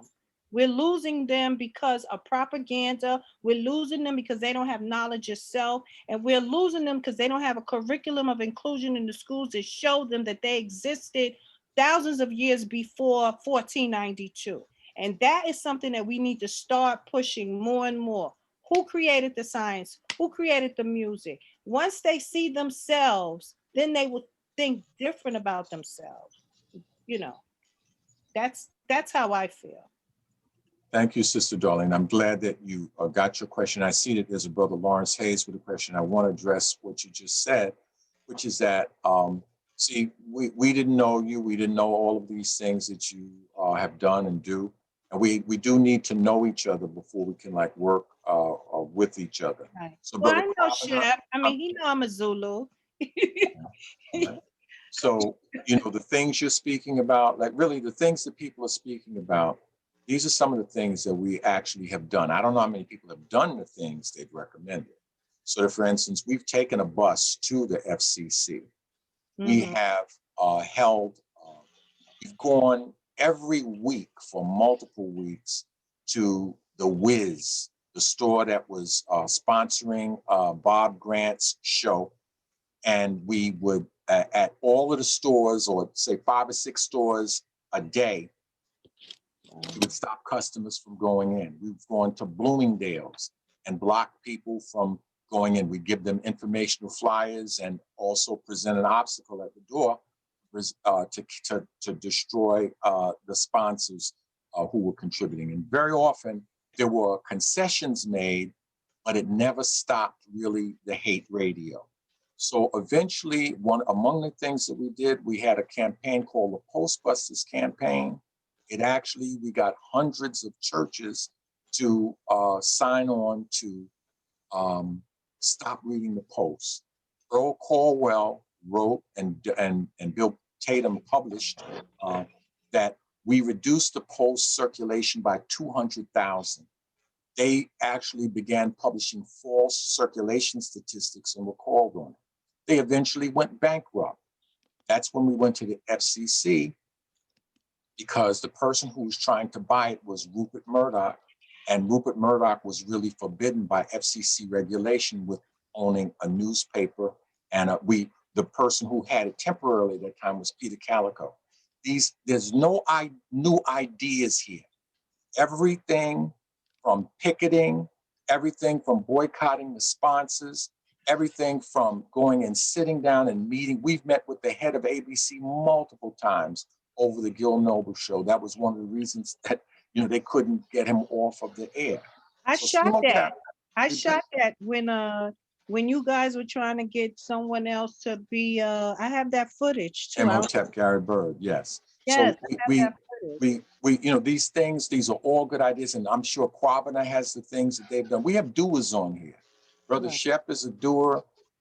Everybody on here is a doer, and what we should do is put our contact information in the chat.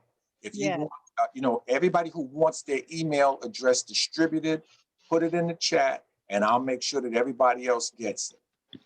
We do have a question from another brother, but as I said before, we don't know each other, so that's understandable. But the fact that you have these shows and so that couldn't be anything but helpful, I'm sure, to Brother KWABENA. All right, I see Brother Benny Russell first, Lawrence Hayes, and then Benny Russell. Brother Lawrence Hayes, please come with your question. Yes, sir. Well, I compliment everything that has been said. This is an extraordinary group. But I just wanted to say, one of the things that we have to always look at is what's behind it, what's running it, what's fueling what our kids are saying out of their mouths in this music.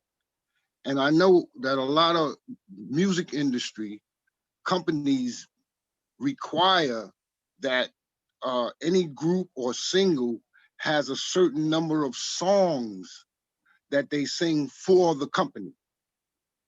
They got the music, the lyrics, and everything else. All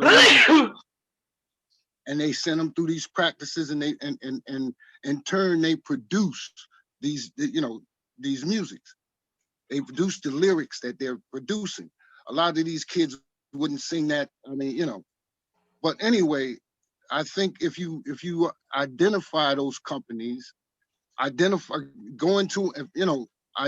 the companies, find out what songs they have been forcing our kids to produce as a part of getting the contract, we might uncover something. We might uncover racism. We might uncover, and we know we are going to uncover racism. So I mean that was a great idea. I'm talking because I don't get an opportunity. Well, I'm home right now with Corbett. I have Corbett. So I'm home right now going through the process of waiting it out. But I'm enthused by the mindsets in this panel. I mean, I'm impressed. So I mean, my only question is, where do we go from here? The FCC idea was brilliant, because when I was a kid, I remember that certain words and certain, phrases and languages could not be used in public, in the public arena, for the safety of kids, the morality of kids, So that's an excellent idea too. Whatever I can do, man, I'm Pope, so I'm gonna donate something. I'm gonna definitely donate something. If there's anything I can do, I write social programs. I don't know. I was in the Black Panther Party. I spent 2.5 years in the death house. I spent 20 years in prison all told. And my emphasis has always been, the liberation, the cultural liberation of African Americans. We are in cultural bondage. You know, we are most certainly in cultural bondage, and we have to, you know, figure out how to build our own culture within the forces of this culture. You know, I've looked at I've created economic programs that are designed to create a economic layer, you know. But if there's anything I can do, please, man, let me know. Brother Hayes, do you have a middle name? Yes, Ghana. Okay, all right. I thought I had met you before, but thank you, brother, for your comments. We still have other people that are waiting to speak. Brother, Brother James, can I address something real quick? What Brother Hayes said? Yes, sir, Brother Kwame. And I'll try to be brief again. And we have like 70-some, 80 people on here with us. And there's some things that we can do. We shared in the chat the FCC complaint form, which we can file ourselves when we hear madness on these stations. And it's like a 5-minute process. When we would do this, we would like start at 11 o'clock in the morning. And by 11:30, we've had 5 songs we can file complaints on. This is how pervasive this is. 9 out of 10 songs they play again, drop in bombs on us. 9 out of 10 songs on these mostly white-owned radio stations. We would complain how in Chicago, the city with either the second or the third largest concentration of African people in the U.S., both of the radio stations that target our children are European-owned. And somebody said same thing in New York. So, I mean, and that goes back to what Brother Hayes was saying in terms of controlling our culture. So that's what we have to get to also. But something we can do right now, again, is check out our page, Clear the Airways Project page. You can check it on Facebook. The website will be up. Put the link. Put the link in the chat. Newspaper, the Metropolis newspaper, the sister did some special editions that talked about our petition to the FCC and laid it all out there. And so those are just a couple things that we can do right now. And get on this campaign with us on the Grammys. That's coming up within a month. On that campaign against the Grammys and them nominating those songs that talk about killing Black people. Okay, thank you, Brother KWABENA. Paste the links to your to your website or Facebook or anything into the chat, and anybody who wants it, be sure to cut it and paste it, you know, on a file that you have. Brother Benny Russell's been waiting a long time. Brother Benny Russell, the great jazz musician, always with a clean glass of water. What you got, Brother Benny? Question. Thank you, James. Question. Is hip hop, that being drill,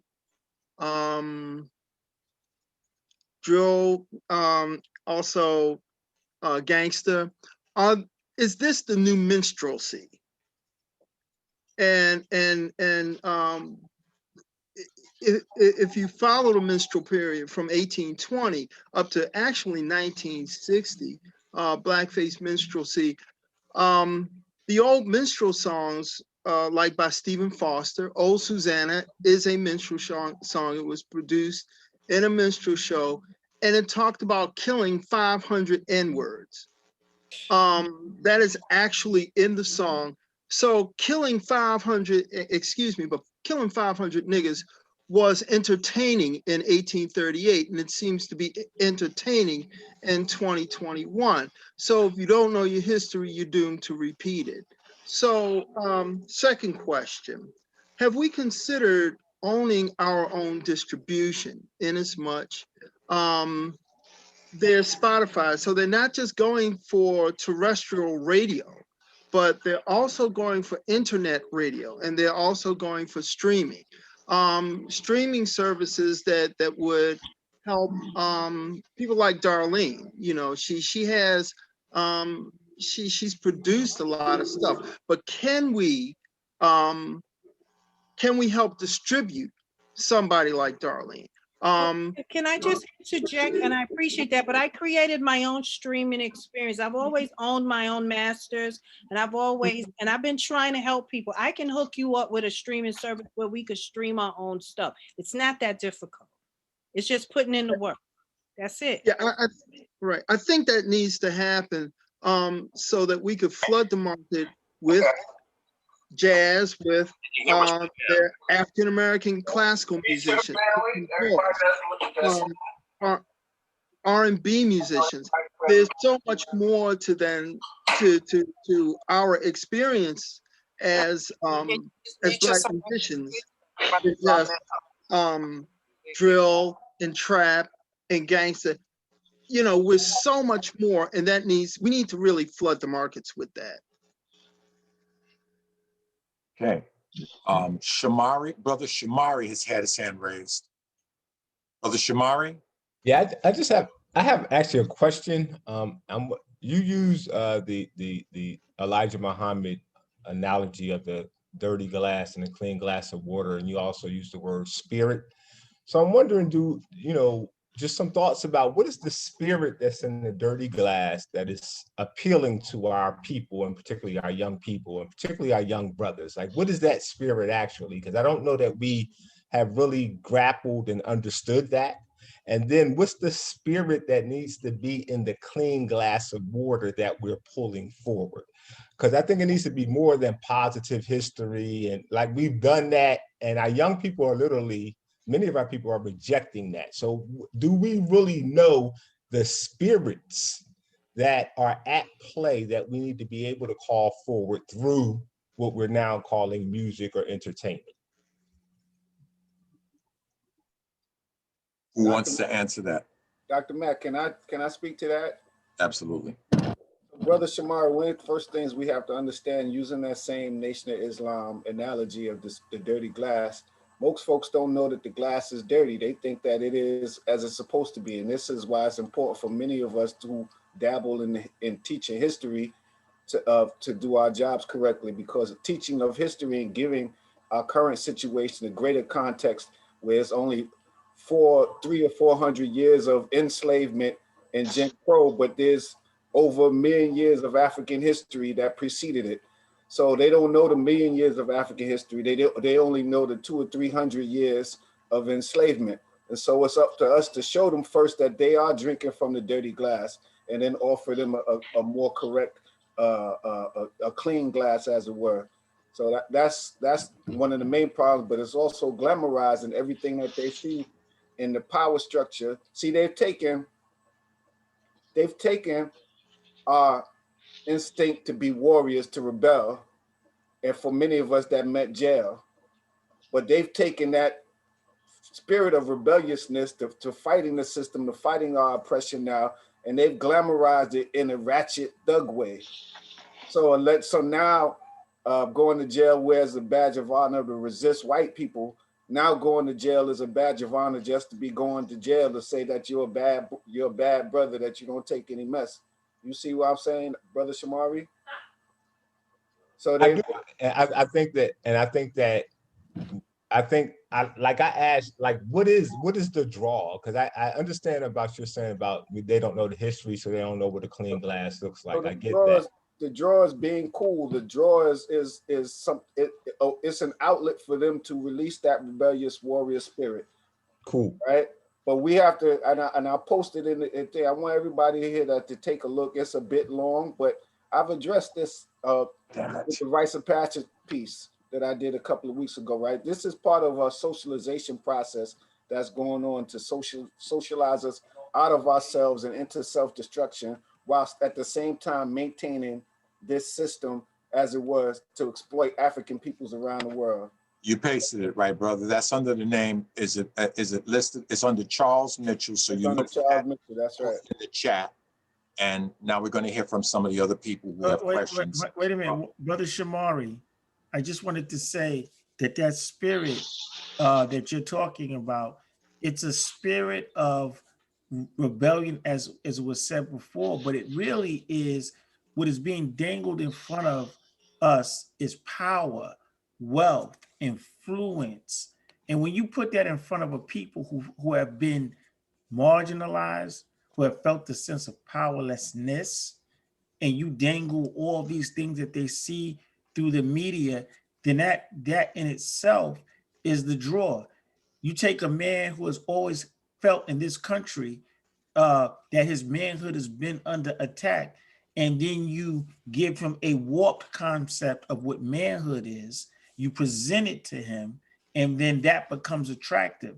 So when you start to look at the traditional areas where people would assert themselves as productive citizens, as people of strength, all of those traditional institutions have failed our young people.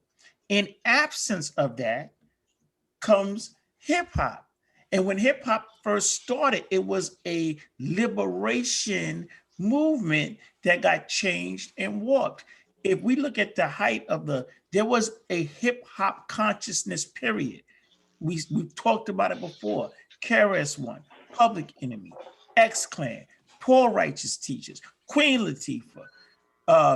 So how do we go from body, how do we get to that from Queen Latifah saying, who you calling to be, right? It was, how do we go from MC Lyte, who said that what you say to me is just paper thin, to celebrating being exploited as a woman? If you look at Public Enemy, if you look at that moment, that was the moment, that was the pivot. Public Enemy, Chuck D, they were rebelling, but they were rebelling against tyranny. They were bringing consciousness. They were pushing back against the system. And if you recall, there was a controversy within the group with Professor Griff. And when that controversy happened, and the whole concept of the jewelry and the industry coming down on them for what they said was anti-Semitism, at that moment, they began to disband and divide a movement in the music. They replaced Public Enemy with what group? Niggas with attitudes. Same rebelliousness, same resistance, but now void of conscience. It's interesting that what we see in the music industry is paralleled in our struggle coming out of the Black Panthers. When they destabilized that movement at that time, what did they replace them with? Gangs, warfare, conflict. It is the same thing that we have seen in our struggle. So we have to begin to connect the dots between what we see happening in the music industry and what's happening within our culture, because those groups did weaponize our culture for the liberation of our people. And then the industry figured how to co-opt it, turn it, still tap into that sense of powerlessness, and then shift it to things that are self-destructive. That's right. And then when you have the Grammys that are going to nominate a song for dropping N-bomb, talking about you gonna kill us, then you have Representative Maxine Waters okaying this with Megan Pete, instead of, like I said, giving her that advice and letting her know, though, that's a dirty glass that you got out there for our children to drink from. But she okays it. That also adds to that problem. And we think about people like Pop Smoke, New York. He gets killed. Now he's nominated for a Grammy. And Bobby Shmurda celebrated. He did that time in jail for snitching on himself, and now he's out today. So they know exactly what they're doing. All right, so I see some more hands again. I see the Black Talk Media Project is up again. You got to unmute yourself, brother. There were people that were before me. I don't mind waiting. All right, I see, well, there's everybody who has been here has spoken already. I see Sister Annette Tomlin, I see Brother Shamari, I see Brother Lawrence Hayes, and I see you. Those are the ones that I see. So everyone has had one turn of that group. There's nobody else with a hand raised. Okay. I just wanted to speak to what was brought up just a few minutes ago about streaming and creating our own platforms. The reason I created Black Talk Media Project was because of the lack of Black talk radio, and I'm talking about social talk, political talk, things of that nature. There was just a total lack of it, period. Unless we're talking, the entertainment guys like Steve Harvey in the morning and stuff like that. So I've been involved in digital radio streaming for 13 years now, be 14 years in November. And while our platform, Black Talk Radio Network, 3 years in a row now has been ranked the top platform for Black digital radio, one of the issues that I see with it is that For example, when I started protesting against the Confederate monument here in my hometown or in my home county of Gaston County, North Carolina, none of those people had ever heard of Black Talk Radio or anything of the sort. Okay, so then that got me to thinking, and it's a vision that I had when I first founded Black Talk Media Project, was that we need to set up localized platforms. Like, let's say if I lived in Charlotte, I live about 10 minutes outside of Charlotte. If we're talking about the music, because I do have a music digital radio station called Message Music, where people send me, or these artists find me on the internet and they send me their tracks. I review the tracks and determine if it makes the cut to be on the station.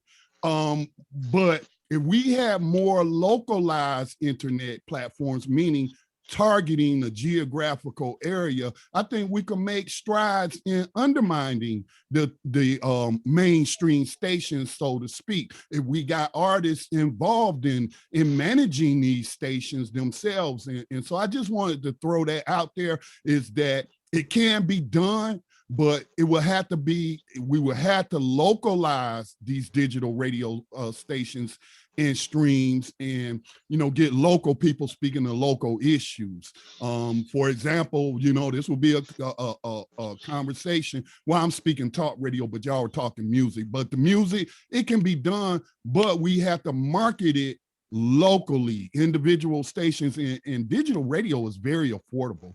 I mean, I lease streams to people for as low as $10 a month. So it is a very affordable medium that doesn't cost a whole lot of money, and you can reach a lot of people that way. Just wanted to add that. Thank you.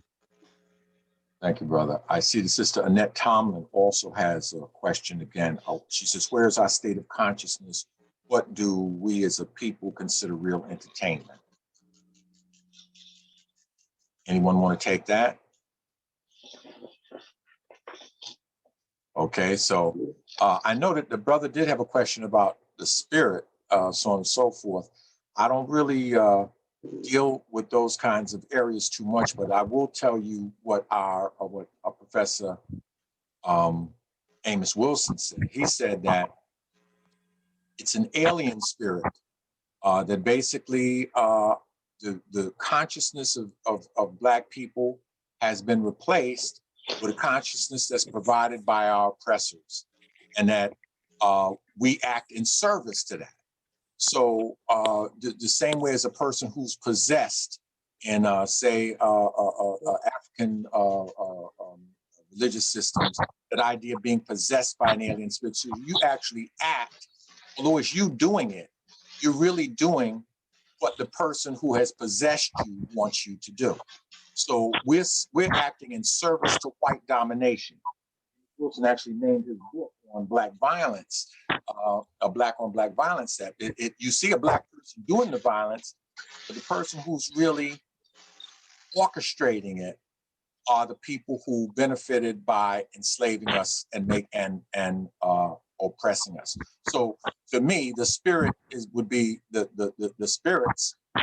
We would have African spirit, but it could not. What he points out is that you couldn't enslave an African spirit. That spirit has to be fractured, has to be changed, has to be. Yes, my sister. Raise your hand, so I'm stopping. No, can you hear me now? Yes, I can. Okay, the reason why I asked that question, because I'm thinking about when we had Mom Mabel, we had Red Fox, we had Slappy White, we had all these other entertainments from back in the day before my time. And again, it was for adults. We had Richard Pryor and someone like Bernie Mac, okay, and we accept this nigger word, MF, and all this and stuff like that as entertainment. So when we see it in our children and they're doing this profanity, and it's like, where are our minds at? So when we're supposed to set the example, when we know better, we're supposed to do better. Sometimes we just don't. So it starts with us as well. And I wanted to ask a question. Do you actually take surveys, or have you had surveys to give feedback when you're addressing some of the younger youth to see what's on their minds? Yeah, there's a survey that we've been doing. Matter of fact, I'll post the one we did in Queens. So we do it all around the country. It's called the State of Black Music Survey. And we've been asking just 3 questions. Give me the percentage of music that you and your peers listen to that drop N-bombs on us, They refer to our mothers, our daughters, our sisters, our wives, B's and H's. And the last one was that brags about and encourages the shooting and killing of Black people. Answers are like in the 90, 100% range, sometimes 70% range. It's on, and you can also look it up. It's on the Clear the Airways Project YouTube page, Black Music Survey, and I'll share them right now. It's just I'm talking about from Portland to New York. I mean, from Portland to Tampa, New York to San Diego, Detroit, everywhere we go, same answers to these questions. It's horrible. This stuff is, I don't keep saying it. The stuff is crazy. It's absolutely crazy. Brother KWABENA, you said, I think I heard you say something very similar to, you did a little exercise with people like that. I spoke at the group Man Up. And what I did is I took one of the top rap songs and I had one of the members of the audience read it out loud. And I mean, literally, he got about a third of the way in and the whole audience was laughing. You know, they were laughing that uncomfortable laughter, you know what I mean, was laughing. And he just saw his hands up and said, man, this stuff is crazy. This is crazy. The stuff that you're talking about, it is actually crazy. So, but we have agreement that is terrible. Where we have our problem is that people were, I heard one brother, he expressed that it was a great thing we went to the FCC. I never gave the final outcome of that though. We went to the FCC when a totally illegal action had been taken. The Black person and a Jewish person working together. It was Rupert Tatum and a guy named Arab Hirschfield, I think that was his name. They purchased the Post, which was, when the Post went bankrupt, they purchased it. They put in the highest bid. The employees of the Post took the paper over. They published an edition in which every article in the first 20 pages or so is against Wilbur Tatum, the Black publisher, and against Abe Hirschfield. That's what they did. And nobody stopped them, nobody arrested them, nobody did anything. And then it ended up, the FCC had a rule. We went down there, we confronted them about it. They sold the paper to Murdoch anyway. They gave Murdoch the paper, even though he had a station. There's a rule against having a TV station, a major TV station, and a newspaper in the same city. They violated their own rules. As it turned out, Coelho, the guy who was the head of the FCC at that time, and Murdoch, they were golf buddies. All right, they were golf buddies. So a lot of these things that, you know, as I said before, a lot of these avenues have been explored before. I won't say that they can't bear fruit. I'm simply saying they didn't bear good fruit for us. The only thing that bore good fruit for us, to a certain extent, was when we got something, we started going at the huge, not only WABC, but Disney, and time I think it was called Capital Cities was the name of the other corporation. It was so widespread that somebody went to a Coast Guard dinner down in Virginia and they had our flyers and stuff. We listed the members of the board of directors. We wrote to each of the members of the board of directors. We addressed their sponsors. We did all those things. That made them take these people off a very short time. And the things they were doing were outrageous. They were calling on the radio, Black woman, 3 different types of bees at one time. We demonstrated down on 42nd Street with brothers and sisters with trucks and cars with the tape of that man calling the sister B 3 different kind of ways, just a looped tape of that playing. We call that the Boombox Rebellion. Khalid Muhammad came down there. It was, and in that context, they eventually took Bob Grant and Jay Diamond off of the air. But then Channel 9 picked them up. They did the same thing when we drove Calico. When we bankrupted Calico, it was like a football game. We tackled him and he lateraled the ball back to Murdoch. And Murdoch went on with doing the same thing.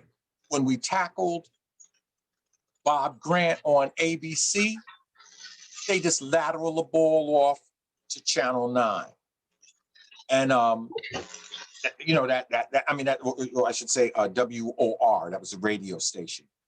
It doesn't mean that things are hopeless, but it means that if you just starting out in this, you know, because I'm going back 30 years, 30 years, 20 years. So, you know, I'm going 34 years. If you're just starting out in this, it's good because you have that enthusiasm and you believe that, you know, that it's not simple. This is a system that we're fighting, and it's very entrenched, and they are able to lateral the ball off to each other. They're able to do, to buy people off. When we went against the Wiz, I can't remember which one of them was it. One of them gave a job to Patrick Ewing, you know, as a public relations person. You know, they do these things and I mean, that's what you have to expect. In warfare, a soldier's got to expect to get shot. But James, I want you to just to understand, like, we've been in the struggle since it was still the golden age of hip hop. We were doing a column for the Southern University Digest paper, and the column the same name as my radio show now, called the Weekly Wrap Up. So we would do the top rap songs, and they would be conscious, pretty much all of them. And so we've been in the struggle when the Ghetto Boys came out with this song that they made, and you know, we were with C. Dolores Tucker back then. We say right now, if we were listening to C. Dolores Tucker back then, we were dealing with this crap today like we are. So we were with her on that. And one of the things that people often ask, what about the spiritual community? We struggled for 3 years to get a meeting with what they call the Interfaith Clergy Council out here in the Gary area. We finally got a meeting with 21 preachers, what have you. We laid out to them 5 blasphemous songs. One was entitled God in the Hood, My Chopper Make an End, Hop a 10-foot Wall. One was entitled Blessed, Blessed because the P is so good. We had one called Sanctified with Rick Ross, Kanye West, and a same guy who made Blessed out of Detroit, Big Sean. One called Preach, I don't trust no end, all I trust is my gat. And from Meek Mill, Amen. I'm fitting to kill ends in the building. And so we laid all this out to the preachers. We had one question. The only question was, what church do you go to? The only question from the preachers. We had got with another group, no follow-up. So this struggle is still, like I said, some politicians give a lip service. The city of Gary did pass that resolution along with our comrades from Rage and the Ratchet, which is based in Philly. They got a radio station in Delaware to go under, following those petitions. It's a smaller radio station. They kept following those petitions, and they had to go under for violating, because the FCC was fining them. See, we put in a lot of work. Bob Law was with us on that, the sister that does the Metropolis, Layla, to get that information to them and battle with those stations to pull their licenses. Now, they did not respond to us, and we're still working on that, but we understand it is up to the people. We know Rush Limbaugh, knucklehead, just passed away recently. Rush Limbaugh, several years ago, called Sandra Fluke all sorts of sluts. He disrespected this white co-ed, this white college student. In 2 days, Limbaugh lost 14 sponsors. And we often say, if it's good enough for the white girl not to get disrespected for 2 days, it's definitely good enough for our sisters not to be disrespected 27, 365. So we still have to do more work on the sponsors. It's important, and monitor what the children are listening to, and work with us. Work with CEMOTAP. Work with the committee to eliminate offensive to African people. And as y'all know, nobody's disagreeing that this stuff is offensive to us. It's dangerous. It's absolutely dangerous. I got 1, 2, 3, 4, 5, 6, 7, 8. Ready to gun you down. Ready to gun you down. Ready to gun you down. A song called Shoot, where they say shoot 48 times. Shoot, shoot, shoot. In hot rotation on the radio. WAP, just get WAP, the song from last summer. There's some hoes in this house. There's some hoes. They repeat that 50 times in the song. And again, Maxine Waters is saying, oh, that's audacious, mate. Come on, people. Okay, listen, do we have any other questions? Does anybody have a question of anybody? Because if not. Yes. I have a question. Yes, sir. Yes. So this question is for all of you guys. So I remember like my father and I was having a conversation about the Biggie and Tupac situation. So while my father and I was having that conversation, my father kind of told me something I did not understand. He told me that like the whole East and West beef, it was actually started or initiated by the white supremacists. I don't understand what he mean by that. So that's what so that's my question. I have no inside knowledge on that, but I would have suspected that right away. You know, that's really how it works. I mean, you on the surface, it was supposed to be East Coast versus West Coast, but you know what? That stuff wouldn't even make the press unless somebody else is really manipulating it in some kind of a way. So I don't know. Anybody have any inside knowledge on that? I think what he was talking about is that they took a real conflict, and they poured gasoline on it. And they took a problem that was between two individuals and made it between two coasts. Go back and you look at the Vibe magazine at the time. I mean, it was like front page news, and they kept on fueling it and promoting it and talking about it on the radio station. And so a personal conflict between two people who had a misunderstanding and a difference was positioned in the press as East Coast, West Coast beef. And then the people begin to take sides based upon what coast they were on. And the funny thing about it is that Tupac is from the East Coast, so they really make sense. And for that matter, just in terms of Pop Smoke, you know, because this is that's an interesting almost case study, because Pop Smoke, he came out of the Tanusi Bakari program out in Brooklyn. His parents, very active, very conscious. He went through the Rites of Passage program. And there was a recent interview, I don't know if it came out yet. I think Eric Adams did an interview with the parents of Pop Smoke.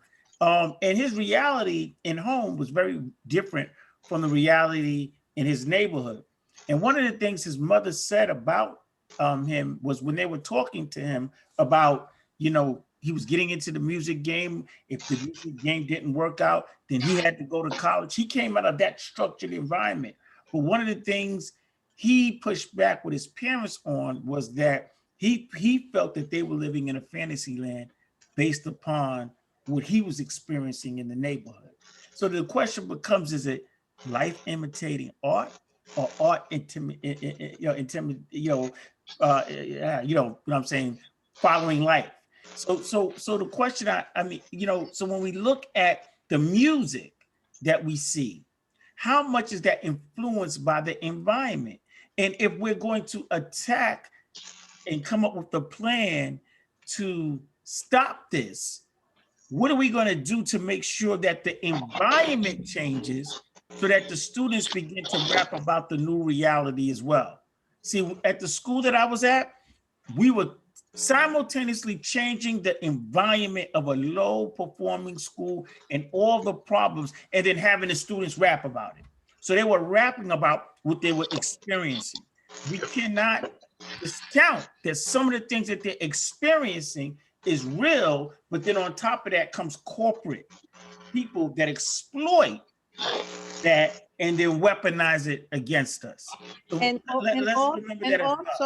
also, Dr. Shango Blake, you guys are not paying attention to how much the record companies benefit from these diseased concepts, because they also have life insurance policies and insurance policies on these.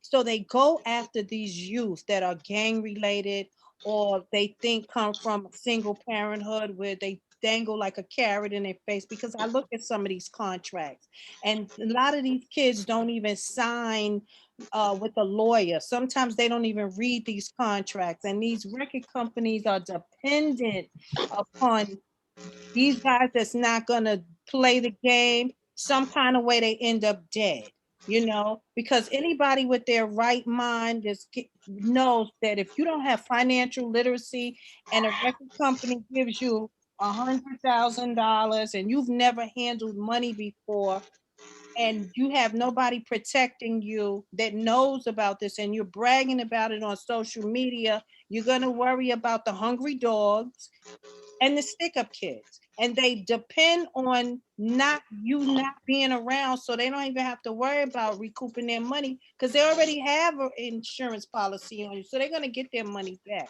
So these kids need to be mindful of these record deals, and also you need to go after these people that are signing these people that sound like the average there's no distinction. Everybody's saying the same thing.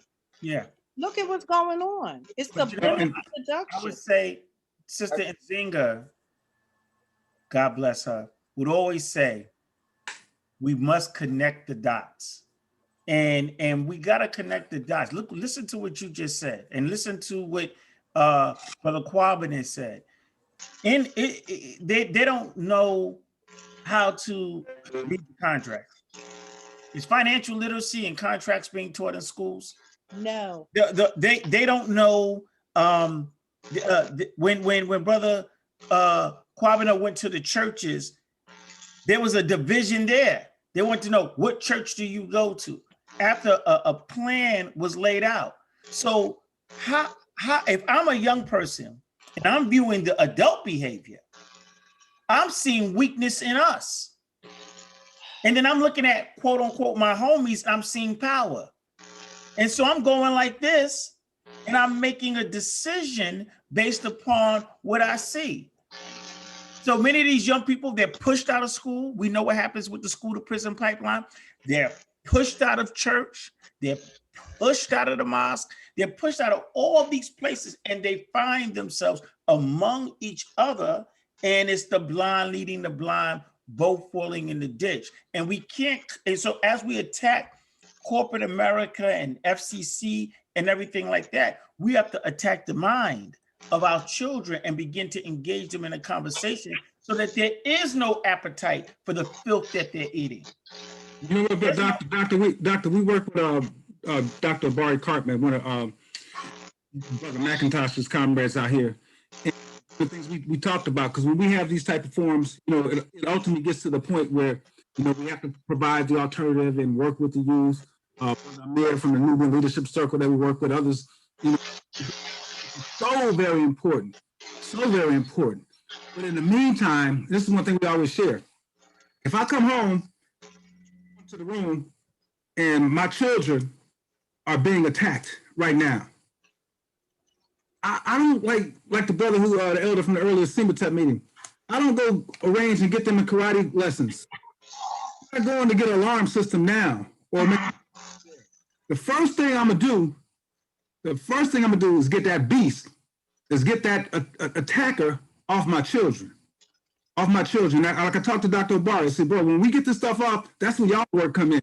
I mean, it should be happening right now, but it should be intensified because, like you said, we have to educate.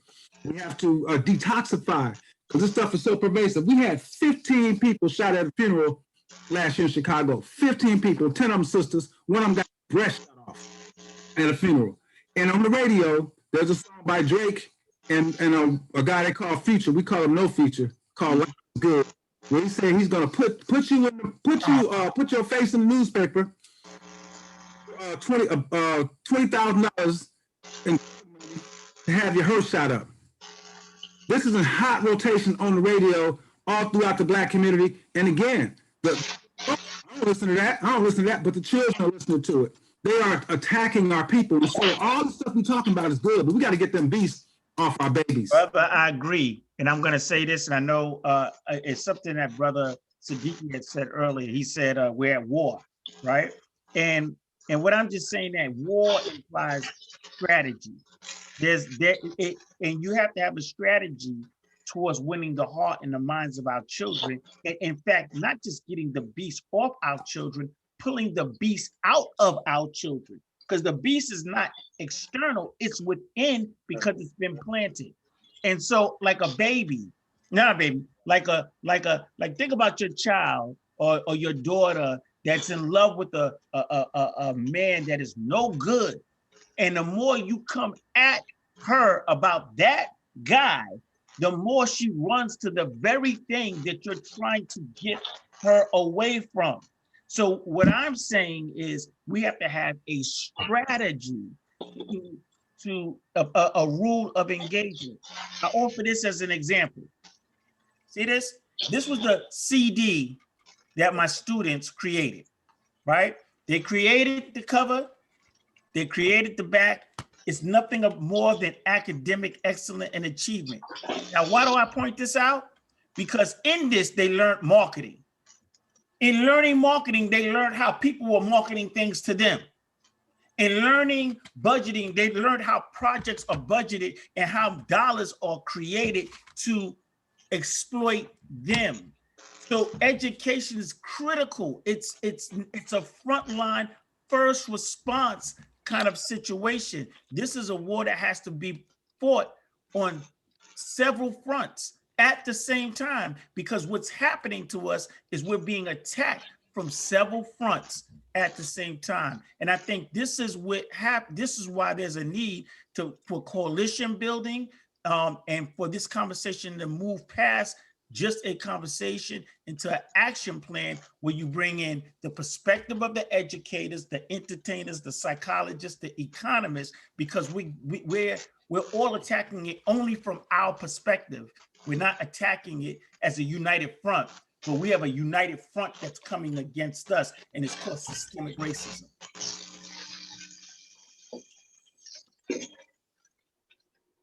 I feel you, Doc. I'm with you. I'm with you on that. I know we need that united front, like I'm saying. But again, I know Brother Carvin Higgins, who music producer, who worked with Rage Against the Ratchet. I like how you answered that question. This is a big elephant we're dealing with. But we're dealing with as Rage Against the Ratchet, same thing as with Clear the Airways. We're dealing with that music on the radio, because we know, again, it goes beyond the radio. It goes to other pieces too. It goes to what they got in their ears. Deal with it on the radio. That's what we're dealing with. To get it off the radio, because it's obviously violating regulations, and it's obviously tearing up the minds of our people, destroying their minds. So, Hello, can I ask another question, please?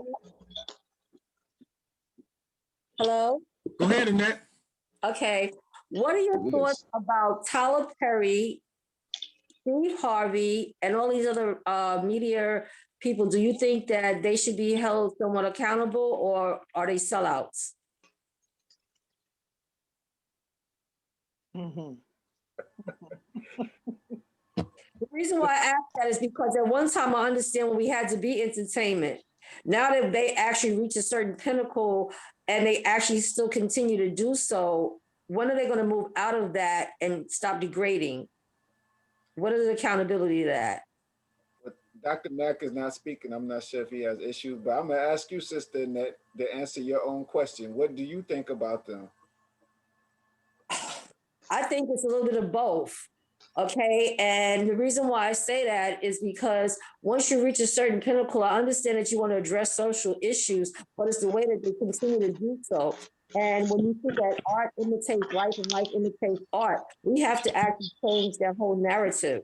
So my responsibility, okay, and I think if Brother Awali is on, he knows me personally, and my church is the Sankofa, so I'm pretty active in that, but I do what I can do. But I do think that narrative needs to change, and anytime that we are influential, I think that we are the ones that have to do so. And I get tired of hearing his shows, oh, I'm sorry, B, and it's got to stop that whole language. And I do understand that we do have freedom of speech, but how we utilize it is just degrading us. I don't understand. We come from greatness. We're a resilient people, and that needs to be brought. And I think that that's a responsibility of all of us. So us as the elders, as our ancestors said, you know, we could have not been those people. We just did the Stony We Trot, Lift Every Voice, and understanding what we're putting out there, you know, in the atmosphere. We're held accountable. So I'm glad I'm a part of this forum. You got my email, count me in. I'll mail a check. All right, thank you so much. Listen, Brother Sadiki, brother Shep has a last question. And as long as we want to keep talking, I know we want to keep talking, but really we're getting down to an hour now where we're going to have to wind up. We've been at this 4.5 hours. What we need now is a work meeting.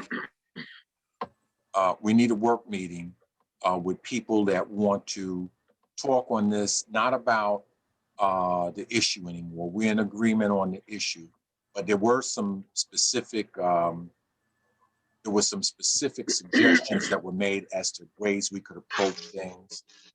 Among them are, you know, the FCC, the City Council, the Grammys, other things like that. So I need a group of people that want, now, you know, this is the hardcore here. The feathers have all gone to bed. This is 43. There were 83 before, 82. So now there's 43. We're about half gone.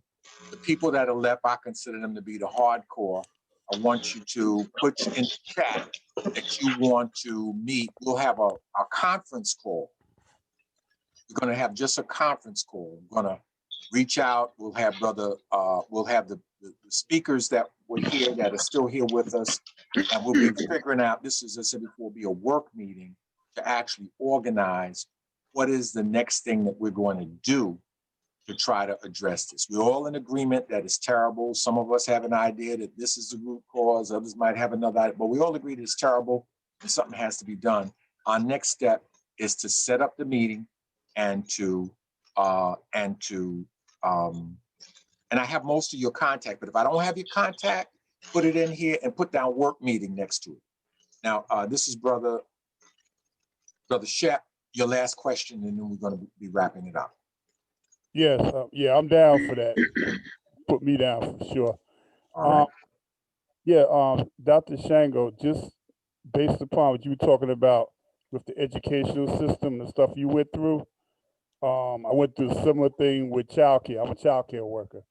And it's the same thing, you know, when your program's working, they move on you. And, you know, I've actually successfully sued the Archdiocese and all these other people that control our children, because we don't control our own institutions. And my question is based on that is that, you know, when I ran group homes and residential centers, you know, as executive director or direct childcare or whatever it might have been, I was in tune to the music because the youth were playing it. You know, so when NWA hit the scene, you know, I was listening. But today, I don't listen to the radio anymore.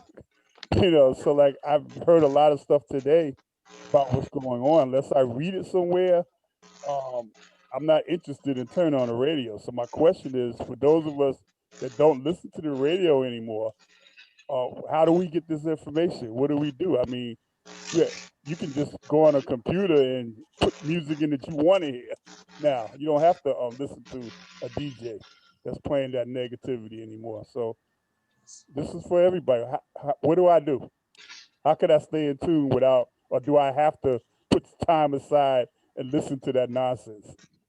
Hey, brother, one of the things we don't say we listen to it anymore because it got to the point where it was just messing us up. So we call it, we say we just monitor it because it's so horrible. So I understand, and we don't get on anybody to listen to this crap because it's so, I mean, it's so horrible.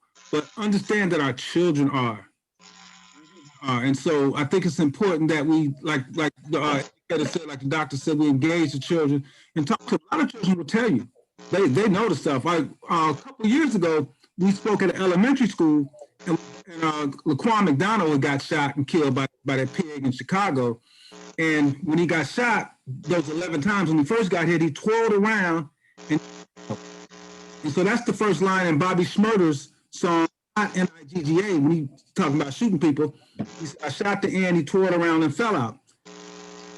Connection, even with these elementary school children, they knew the Smurder dance. So if they knew it in 6th or 7th grade, that's when they were in 3rd and 4th grade. So the children know it, It's like with your comrade, Sekou Odinga, I remember him speaking at a Malcolm X program in Atlanta. He was talking about when he got out, how he saw the difference, the separation between the children and the youth, the elders and the young adults in our music. And, you know, we didn't have that before. I mean, some of the music, but we all listen to a lot of the same music. Now that's part of that separation. And that's how they get away with a lot of that crap, because a lot of the adults don't listen or don't monitor because it sounds so bad. We're not mad at y'all, but understand, they understand that that's why they do it. So we're going to still sacrifice our brains. So check out the Clear Airways Project. We'll share it. But listen to them hot stations. I agree with you. I listen to wherever our children are, that's where I'm at, because I'm interested in them. And I'm not going to leave those who are the enemy to our people, our young people. And I'm not there to give perspective and have a conversation. And the thing that's different now, you know, the last poet said the revolution will not be televised. And that holds true to this day, because it's not televised. It's on social media. It's on YouTube. It's on Twitter. It's on TikTok. It's on Instagram. And this is where they're living. And this is where they're existing. You know, me and my friend was talking the other day. We say, have you noticed young people you don't go outside and you don't really see young people. I'm not even talking about like COVID. I'm saying pre-COVID, like just not outside, because they're new outside. The new streets is the internet. And that's where all the conversation and everything is happening. So for me, it's strategy. Where they are, I am. And I'm in those places and spaces. Sister Darlene talked about live streaming. I'm streaming because I want to be where they are, giving the counter message. The Most Honorable Elijah Muhammad said that in today's time, the battle would be in the sky. And if sky represented the minds of our people, the airwaves. So we have to be in those places, brother, so that we know what's going on. It to me, it's not destructive to me because I'm listening to it, I'm responding to it, but I'm not just listening to the music, I'm listening to our young people, and I'm having a conversation, and I'm separating propaganda versus trauma versus exploitation. Now, I remember I started a hip hop club in one of the schools I was working with, and the students would come in and they would rap. This is just a methodology that I want to bring. They would rap and they would have their songs and they would share it. And they would share with me because I was building that kind of trust. And they would, and in the song, I heard all the stuff that Brother KWABENA was saying. I had to say, let me get through this so I can get to the conversation. But as we began to unpack what they were saying, embedded in the music was trauma, was pain, was hurt, was frustration. And they really were looking to have a conversation, and this was their way. And so when I heard it, I didn't condemn it, because if I condemned it, they would think that I'm condemning them. So I would say, I would critique the art. You know, they say something, I say, man, that's a hot line. How did you put that rhyme together, brother? And they say, oh man, you know, I was thinking like this, and then I thought about this. And as we started the conversation, you know what will come out? The pain. And then they would say, yeah, I had this experience. And then it moved from the song to a deeper conversation, which then took them to where I wanted them to be. So I always say, find a point of connection. That is the basis of teaching. And you know the saying, we don't. And Dr. Shango. Wait, let me just say this. Let me just close out on this. Okay. We don't care what you know until we know that you care. And that is critical. And that's the only thing that I'm going to say about that. Yeah, I agree with all of that. And I'm with that, you know. So I guess it's a matter of just finding time, because I'm in the streets most of the time with direct care. That's what I'm doing now. And so when this COVID thing is over, we're actually going to start some youth programs where I can get back to doing that again. You know, construction work for youth, all kinds of things that we're going to be doing. So I think that was the problem, that I got out of being directly with them due to the enemy shutting down programs that I ran. But yeah, I'm with that. Just a matter of finding that time, and I guess I got to listen to them dry ass radio stations. Monitor, brother. I just have to just make that sacrifice, and I accept the criticism.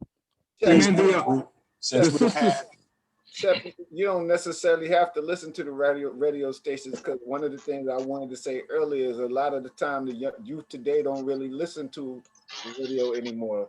Most of the youth, like Brother Shango said, are listening to Spotify and various podcasts and Sirius, satellite radio.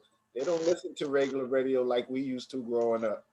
But as a member of Zulu Nation, you in a particular space to give a unique history, a perspective on the history, because we've always had drugs in our community, just like other communities had. Ours being attacked more so, but the way that we dealt with it when I was a child, when you only could listen to hip hop, when you went in Harlem and you listened to WHBI, the hip hop was white lines and that type of music that was a social critique. It was not glorifying drug use. So when you heard white lines, when you heard the message, it was telling you what's going on in our community versus glorifying it. Now it's being glorified. But I see in the post in the chat, one of the sisters said she was trying to reconcile how Pop Smoke coming out of St. Paul's Church could go into the type of music that he went in. We have to realize that a lot of these rappers are not even writing their own rhymes. There are people that are paid rhyme writers that are profiting off of this negativity. And then the paid rhyme writers are getting paid for mentioning certain drugs and certain lifestyle choices in their music. I have a sister friend that lives now in Belize, but she teaches over the internet. She does teaching, regular school time teaching, also tutoring. So she had a student that was doing a project with her on marketing. And so they looked at Molly and all these different prescription and informal drugs that people are creating. And her student found out that the pharmaceutical companies are actually paying rappers or the rhyme writers to mention their drugs in their rhymes. So we got to be clear. They're using our people, the destruction of our people, to profit and also keep us in line. Richard Nixon started with his war on drugs, using drugs to quash the Black Power movement, but also to quash the the white radical on the student campus that were like pro or anti Vietnam and anti what was going on in the community. So it's an attack. When we say we are at war, we have to be clear that we are at war, and we can try these strategies of attacking going to the FCC and attacking these radio stations, but they're doing what they're going to do to make their money and keep us where we are. So we have to be clear on that and stop, fully farting around with it. Like the brother KWABENA said, we got to get these beasts off our children and get them out of our children. That spirit is in our children, and our children, even the ones that are growing up in the conscious. Brothers and sisters, I'm afraid that our time is up. I know that we are having a good time talking. Remember to put your contact information if you want to be a part of a work meeting to deal with specific tactics that we had discussed, specific tactics and strategies that we discussed during the context of the meeting. I want to thank all of our speakers, both the scheduled and the unscheduled, for your contribution. I want to thank our questioners for their contribution. And we are always going to be addressing this issue of media one way or another. Brother KWABENA, you and I will continue our conversation in terms of this. But again, thank you to everyone. I want to thank Brother Shep. I see Brother Shango still here. Thank Brother KWABENA. I don't know if Brother Bernard is still here. Certainly we thank Dr. WINBUSH. We thank Erica Ford. I don't know what happened to Sister Camille. Maybe we'll find out. But her idea got into the meeting anyway. So thank everybody that's still here. Anybody that I didn't mention that was on the panel. Okay, Sister Betty Dobson, thank you so much. And I have asked a few times, but anybody who wants to make a contribution, it's not too late. You can mail to 13505 Rockaway Boulevard at South Ozone Park at CEMOTAP. You can send a Cash App to $ Dr. CEMOTAP, or you can go into this chat and look for the link, which connects you to the GoFundMe page that allow you to do a PayPal and a credit card. Again, can't thank you enough for it. I think we covered a lot of grounds. I don't We think the thank you, Dr. McIntosh. You did a great job, and I know everybody agrees. So we want to thank you because this has been hours of difficult work for you, but it's been very successful. Thank you, Sister Betty. I don't think everybody agrees with you, but I do appreciate those of you that do agree with her. I agree. Okay, well, thank you. This is a biased audience, though. Okay. All right. So, me and his dad, we were co-chairs of the Million Man March. So we can't expect an objective opinion from him or from Sister Betty. But listen, I love all of you, and I think it was a productive day. And we're going to put the tape is not going to have the question and answer period, unfortunately. It's just I can't edit that well to edit out the crazy stuff. Me trying to tell somebody, wait a minute, I'm going to talk first. That's what we're going to do is we're going to have the lectures and that, the presentations, and that'll be it. Okay, so everybody get home safe. I'll leave this chat open for a few minutes so that you can put in either your donations or your contact information or any other last things you want to say. Get home safe. We already home. That's true, but are you safe? That's Just messing with you. I know, brother. I'm just messing too. Yeah, appreciate But listen, most of the people have gone. We had 82 people. We now have 35 participants. I think this is like an endurance thing for the others. We're like in the middle of a Gladys Knight song. Neither one of us wants to be the first to say goodbye. Apparently, we're gonna have to be the next to the last to say goodbye. So y'all, peace, y'all. One love. Let's tap everyone. Peace. All right, peace out, my brother. Peace and blessings. Sisters.